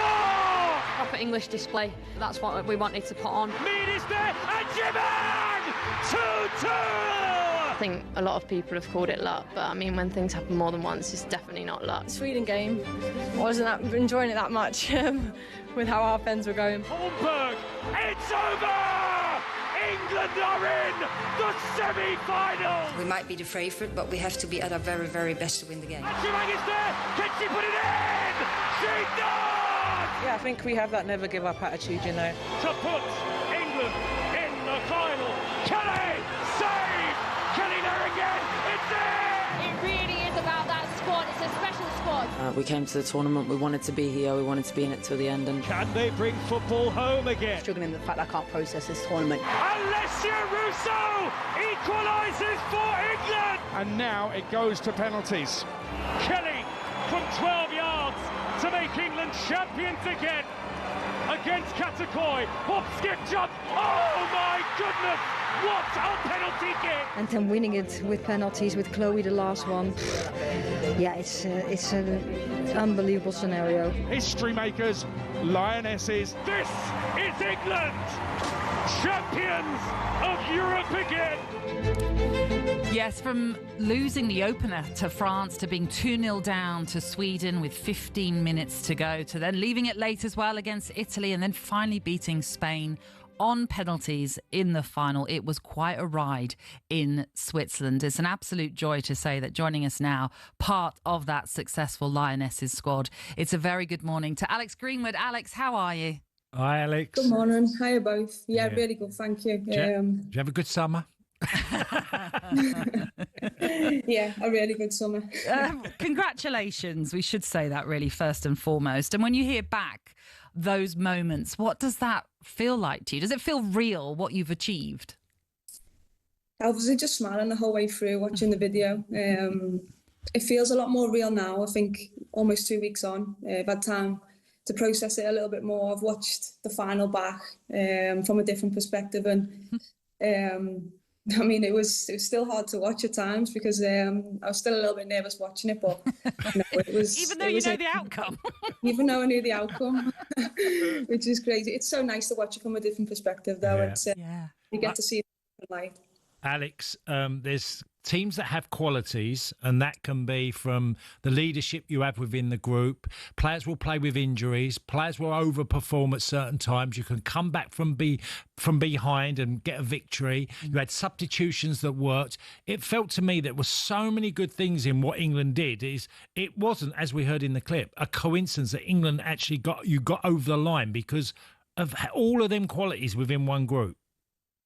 Yeah, and they all combine, they all come to fruition at some point. I think, of course, there's got to be an element of luck somewhere in the tournament. But I mean, I heard Lauren saying in the video, you know, luck doesn't happen that often, and it's scenarios that we'd worked on before in training. And like you said, everyone has their moments in a tournament, and thankfully to our benefit.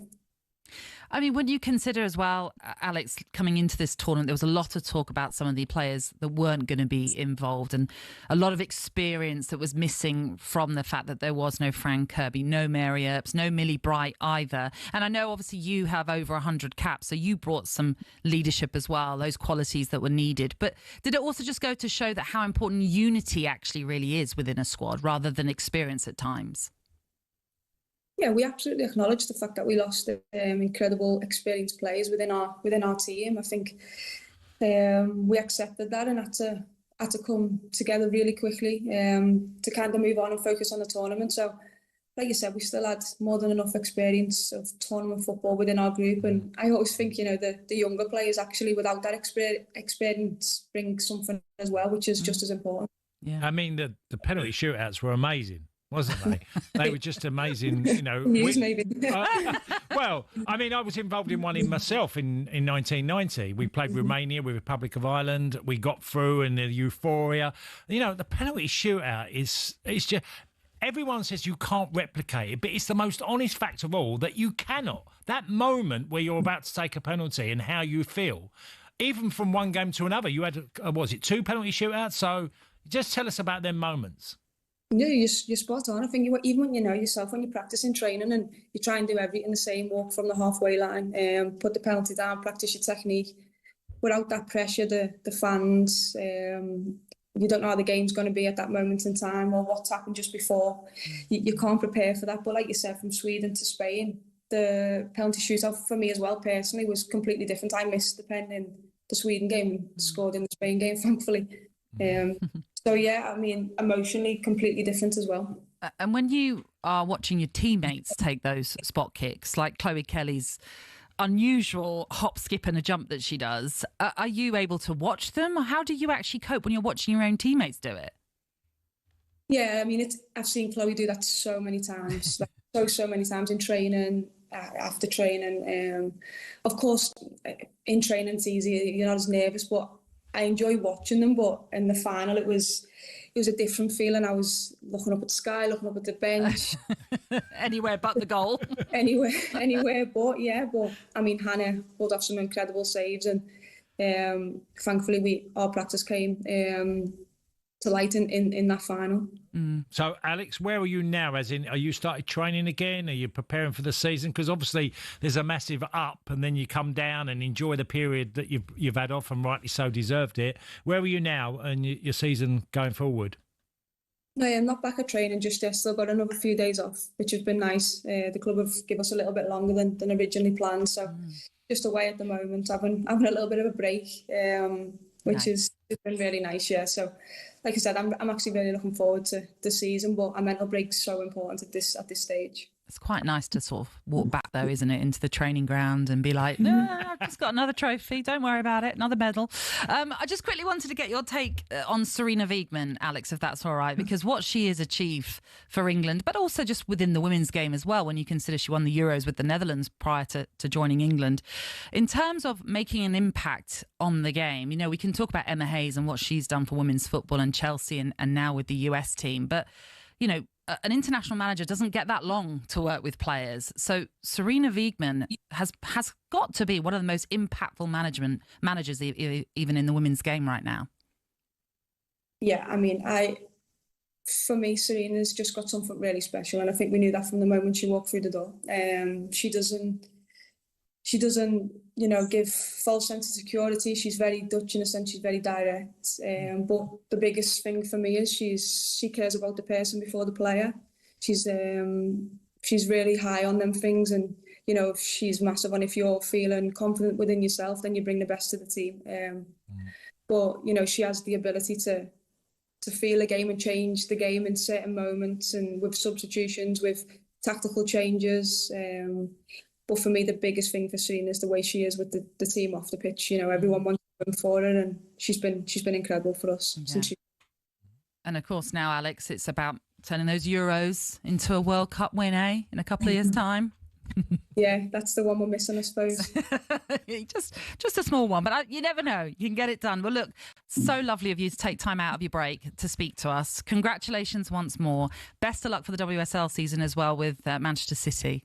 Thank you. Thanks for having me as well. Great. Well deserved. Yeah, fabulous. Absolutely fabulous. And tomorrow morning, by the way, Sam Matterface, Alex Crook, Troy Deeney will be joined in the studio by one of Alex's teammates, the Lioness goalkeeping hero that is Hannah Hampton. Right, coming up, we turn our attention to the Championship, which gets underway this weekend. In fact, it starts tomorrow night with Birmingham against Ipswich live on talkSPORT. The Coventry captain, Ben Sheaf, will join us.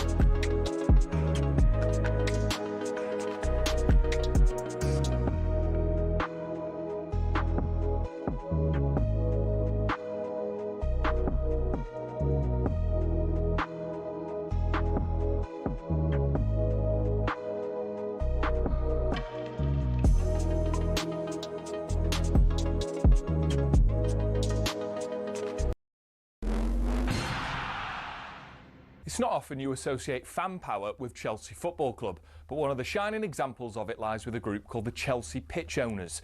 And they've proved to be the thorn in the side of owners past and present who've been dead set on moving stadiums to a larger, more lucrative piece of land.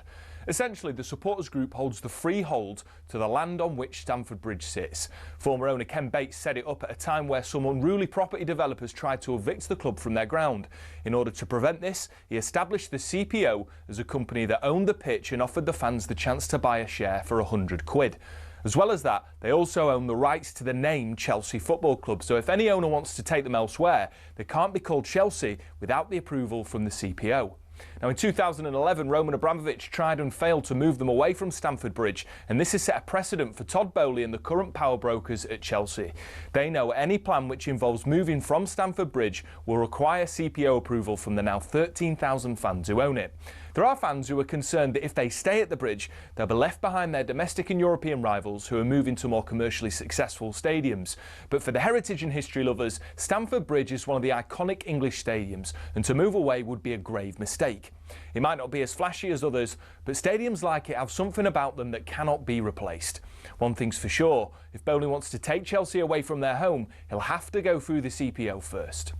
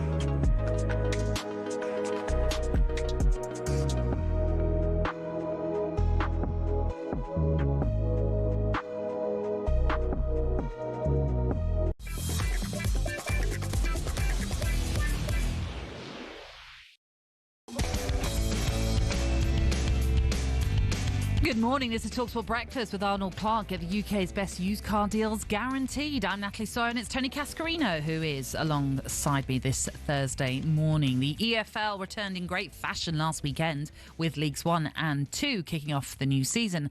But now it's time for the Championship to turn up.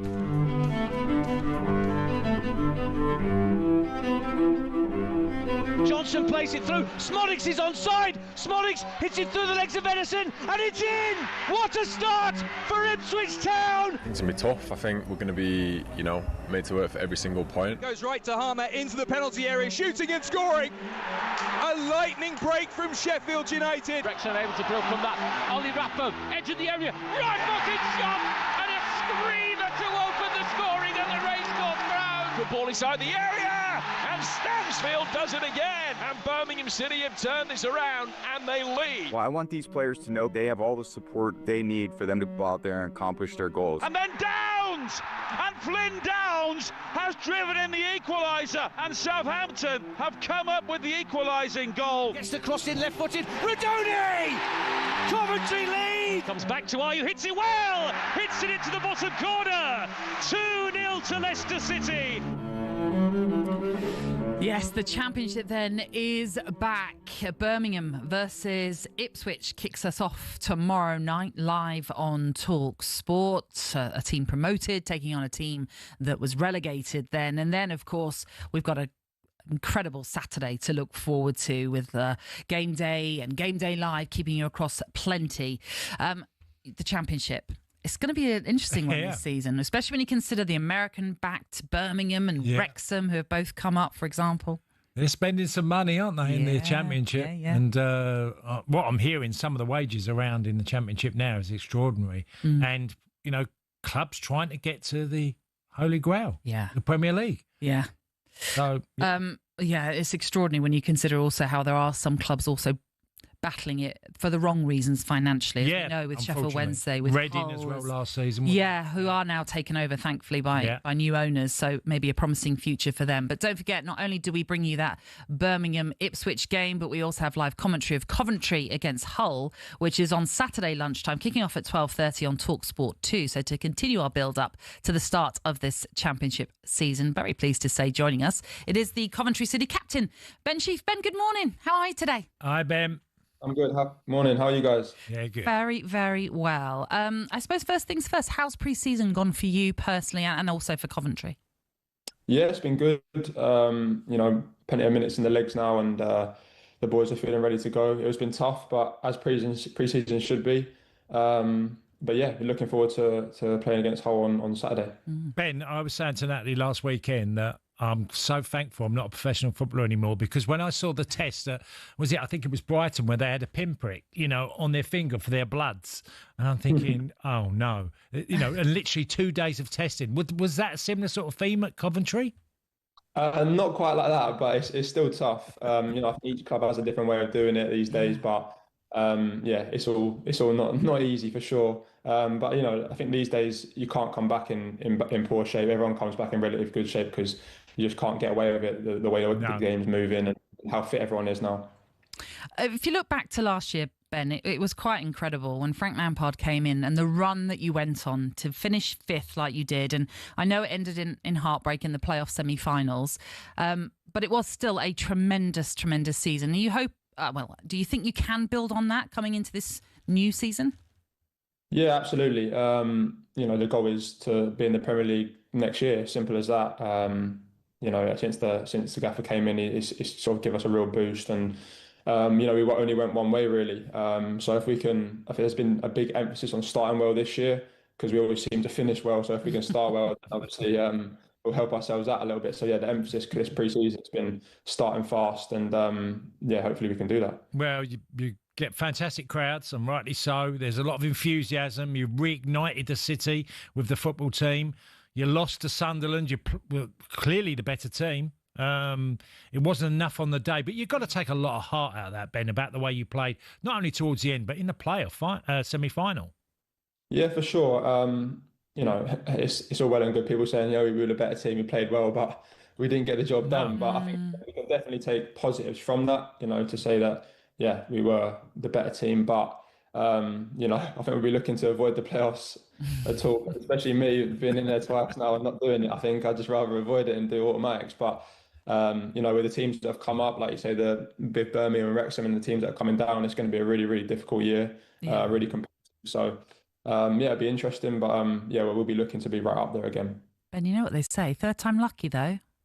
Yeah, third time lucky, hopefully. Be positive. But just getting on to the point where you just said there, the teams that have come down, the teams that have come up, how testing a season do you think this is going to be in general, the Championship? Yeah, I think it'll be one of the more even seasons maybe. I think it'll be competitive across the whole board. Obviously, there's no easy game in the Championship. Everyone knows that, but in terms of the teams that have come up, I think they're really strong. And then the teams that have come down, obviously, they're always going to be good. So, it's definitely, I think it'll be a bit more balanced this year, but that'll make for a really interesting season. So, hopefully, like as I said, we can be up there. Yeah, well, it was really dominated last year, wasn't it, by Leeds, Burnley and Sheffield United. You think Sheffield United coming third and getting 90 points, and that's with I think 92 they got with a 2-point deduction. So that last year, it was they run away, didn't they, from everybody else by the end? Yeah, no, they were, really, really top quality teams, and it'll be interesting to see how they do in the Premier League this year. Because I thought when Ipswich and Southampton and those teams went up the year before, I thought, they'd have a right go, but that didn't pan out. So, it'd be interesting to see how they do. But, like I said, it'll be a real more, I think, more balanced this year. I don't think there'll be as many runaway teams at the top of the league. Hopefully we can beat that team, but it'd be tough. Tell us a little bit about the manager, Frank Lampard, then, because obviously we have seen him, one, as an incredible player, but he's had his managerial career, or he started it, certainly, as we know, and he's been at Chelsea, he's been at Derby. Tell us a little bit about what he's like to work with and how he can get the best out of you all. Yeah, I think he's quite clear on, what he wants from us. There's definitely a strong identity in the way we want to play now, and the messages are really clear of how we want to play and how we want to be and act. And I think like you just alluded to, what he done in his personal career, he's still got the motivation to manage and work his way up. So the fact that he's that motivated, it then inspires us to want to do just as well. So he's definitely brought a sense of identity and purpose within the team and the club. So as I said, this has been a real good pre-season. Worked with some real good intensity. So we've had some really top quality pre-season games, which have been good for us. So yeah, hopefully we'll start well. Well, Frank's already experienced it with Derby, where he didn't quite get over the line, but got into the playoff, produced a really good team. And likewise with yourself now. So Frank's been there as well, like you guys, where it didn't quite happen for him, but very, very close. Yeah, I think, obviously done a good job at Derby. And I think even his spells at Everton and Chelsea, I think, that he'd done well at them clubs as well. And I think he's gone a bit under the radar a little bit in terms of how well he did there. So him and Jonah and Joe, who he's brought in, have been really good. And as I said, there's a real identity in the way we want to operate, and I think the boys have taken to it well, and we're just trying to implement it again this season like we did when they came in the last. I know you're very much focused on Coventry, but I have to ask you just one quick question, if you don't mind, on a former teammate of yours that's moved to the Premier League, a certain Victor Gyökeres. A lot has been talked about what he potentially could do for Arsenal and how he might be that missing piece of the jigsaw. And I know you were at Arsenal as a youngster as well. So what do you make of Gyökeres in the Premier League? Can he do it? I think so, yeah. I'd like to think so. Obviously, playing with Vic and knowing him as a person, I think he'll relish the challenge. He definitely has the attributes to make an impact there. I think he brings Arsenal something that they might not quite have at the moment in the squad they've got. I definitely back him to make an impact. What is that, Ben? What is that? The thing they haven't got? I think they've been crying out for a real kind of number 9, I guess. I know Havertz has done a fantastic job up there, but Vic's a different profile to Havertz. So I think that real number 9, bullish, leading the line. Yeah, leading the line, hungry to score goals, real goal scorer. I think it's something that they've probably been crying out for. The fans have definitely been crying out for the last year or so. So. I was going to say, Ben, just one quick one on that is that I always feel that he's quite two-footed as well. He's not just one side, is he? No, he can finish off both feet. When he was here, he'd always finish training and go and absolutely smash balls, and he'd want to just finish always after training. He was very relentless, very driven. Take a lot of his frustration out on the ball in finishing drills. He was obviously great for us, and you could see. Ben, we do really appreciate you spending the time, and obviously you've got a game to prepare for this weekend, so thank you for chatting to us. And like we said, third time lucky. Good luck, Ben. Good luck for the new season. That's the Coventry City captain, Ben Sheafton, joining us ahead of their 12:30 kickoff against Hull, which will be live on talkSPORT 2 on Saturday. Now, we asked the question earlier, just why can't Newcastle seem to get any of their transfer targets over the line? Daniel, a Manchester United fan, gave us a call, made our phone lines absolutely blow up after what he said. They've won one trophy in 70 years. You're never going to be able to compete. You will win the league twice in the next 5 years, or go find the Champions League in another 3 or 4 years. You'll be able to do it, but you can't just buy it instantly. OK, Newcastle fans, what did you make of that? You can respond next. Give us a call, 03717 223344.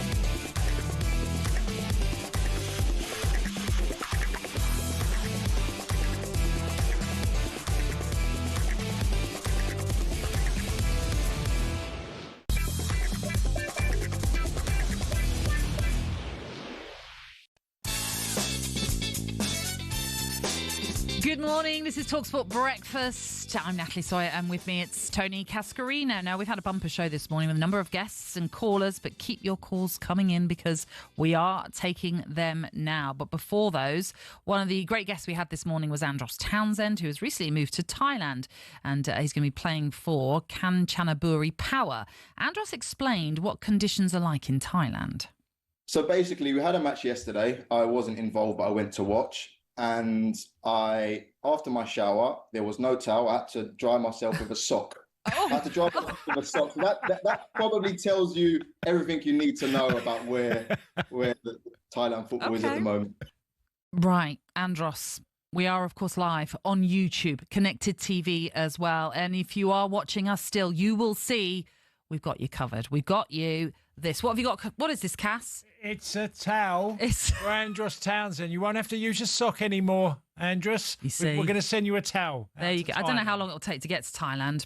You might have bought a towel in the meantime. But anyway, hopefully that'll wing its way to you and you can hopefully advertise us across Thailand with that lovely, lovely towel. Thank you, Cass. What a wonderful way to model it. Yes. OK, we have been inundated with your calls this morning and we absolutely love it. So thank you very much for that. But let's carry on taking them on the Newcastle situation, why they just seem to not be able to get players over the line. Anthony Langer is pretty much the only significant signing. Aaron Ramsdale, we should also say, is a loan signing. But some of the more recent observations, in particular Benjamin Sesko, it looks as though they were in for him. It was all nearly a done deal, but Manchester United have swooped in and it looks as though the striker is heading to Old Trafford. 03717 223344. That's the number you can call us on.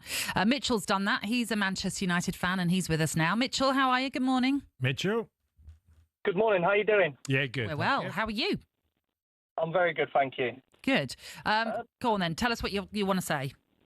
So basically, my thoughts on this, if you go to any country in the world, Asia, Africa, and you put 100 Premier League fans in a room and tell them to wear the shirt that they support, you're going to get the majority of them wearing City, Liverpool, United, Chelsea, the big six. Mm-hmm. You might get one or two wearing Newcastle, Aston Villa, and so on. So the fact that this would happen tells me that the big six are more of a statured club worldwide as opposed to the likes of Newcastle. So where we sell 80 million shirts in one country, Newcastle might sell 5 million. So the revenue aspect of this that we've built up over the last 20 years, 20, 30 years, means that we can spend more because we've become a worldwide club. But on top of this, we've seen it this window already, Chelsea's selling their women's team. Mm-hmm. So what's stopping the Newcastle owners who have all this money going, okay, well, how can we get some money into the club? How can we beat PSR? Well, let's go and buy the women's team for however many £100 million. Let's go and buy the youth teams. Let's sell the assets to our investors so that the money comes into the club, and then they can beat PSR. They can afford the wages. We've seen it already with Chelsea. Mm. I'm sure they're aware of all the things they can do, Mitchell. You know, football clubs are run by very intelligent people mainly. I mean, there's always an exception, but people that know how to go around the business world. Yeah. They already had that, didn't they? With what was their 25 million? They were. Was it the sponsor of the stadium? There was something. Yes, the sponsorship issues. Yes, they had to rejig it, didn't they? Rejig it to a cheaper amount because the Qatari-based company wanted to put 35 million in, and well, look, you're absolutely right to signal that owners in the main are going to be looking at loopholes. They're going to be looking at any way that they can to generate more money. Of course they are, and I'm sure the Newcastle owners have been doing exactly that. Let's bring in James, who's a Newcastle fan. How are you, James? Hi, James. How are you? Yeah, I'm okay. How are you doing, Tony? Yeah, good. Go on, fire away, James. Right, Tony, it's from the callers earlier. They're saying that, you'd rather go to Man United instead of Newcastle, and I fully understand that there. But what I'm asking is, why are Man United not going for Isak? Isak's available. Isak's a proven striker in the Premier League. Isak would definitely give them a better chance of qualifying for top 6 than Sesko. So if they're such a big club, why aren't they going for the best product that's out there? Well, quite simply, he's going to choose Liverpool over Manchester United now. Oh, and I know that there, but Liverpool may not come back in with a second bid. But he is available. He wants to explore options. Why would Man United not give him an option? Man United would definitely double his wages. And Isak going to Man United, you know, I don't think Man United with Sesko will qualify for the top 6. But I would think that they'll have a chance if they sign Isak. James, don't give them ideas. They've already taken Sesko off you, potentially. The reason James, the only thing I'd say... Can I just say this point? Because, James, the Isak saga would have been going on for a lot longer than just this summer. It would have started last summer. So where you always find that clubs already know that Liverpool are the main ones that are after Isak, and they're the one with the muscle to go, we can get this done. And I think Man United are very aware of that. But do you not think under Ferguson... Yes, it would have happened, of course. Under Ferguson, he would have gone and got the best centre forward that he deemed the best in the Premier League. He would have done that, of course. If you were Man United chairman now and you had a chance at going for Isak and spending 130 million, or going for Sesko and ban somebody similar, not Mbeumo, obviously he's gone, but somebody else. But Isak already plays in the front three. Isak already knows how to press, and Isak is a proven Premier League finisher. I think Isak would fit perfectly into Almiron's system with the 3 up front, because he's playing it already for Newcastle. I don't doubt that at all. James, I just think it's too far down the line with Liverpool, and I just don't see that being changed at all now. As you know, sometimes clubs will know that, it's pretty much a done deal with Liverpool in the sense of it'd be too hard for us to prize him away from them. Let's get to David very quickly. We've got time for David this morning. Hi, David. How are you doing? We're all right, David. Come on then, let us know what you think. Yeah, I think it's a couple of points. I mean, firstly, the Man United caller was, he was looking through different glasses. That's certainly for sure. Very, very interesting that it's top 6 that we talk about. 2 of them finished 15th and 17th last season. And as for never competing, that's exactly what we are doing now. What we have, and what we have as a club, we are a club that simply make players better. So when we say we've been unable to attract players, well, that's not strictly true, is it? Because we've attracted a lot of players, certainly not in this window, and we're having a nightmare in this window. However, if players can't see past the wage, why are they playing football? Is that the only reason they're playing football? You know, the players that we have, the Brunos, the Joe Lintons, Tonali, they all had other options. They could have gone places. But no, people talk about them being the best midfield in the country. We've made Lewis Hall better, took him from Chelsea. We've made Tino better. We've made a lot of players better. And if a 22-year-old called Sesko wants to go to Man United because he thinks they've got a better plan, which they've had several better plans over the last 4 or 5 years, and were 15th in the Premier League last year, then so be it. That's not a player we would want. In my 45-plus years of being a Newcastle United fan, go to every single home game and some away games, what I see week in, week out are 11 players that want to play in the black and white shirt. And you name me, you could probably name 6, 7 players that could all command much higher earnings. But instead, they've bought into the project. And all we want is players like that. And if anybody could show me a club that has had a better recruitment policy over the last 2 or 3 seasons, name one other than Newcastle, because there isn't. Ooh. But what a way to finish. David, thank you. Good call this morning. I'm sure this is a conversation that can run and run. So thank you for all getting involved this morning. Cass, thank you. Thank you, Nat. Good seeing you. Good job you're up early and you got the call to come in. I'm going to be back tomorrow with Ray Party Parlour from 6, but on the way...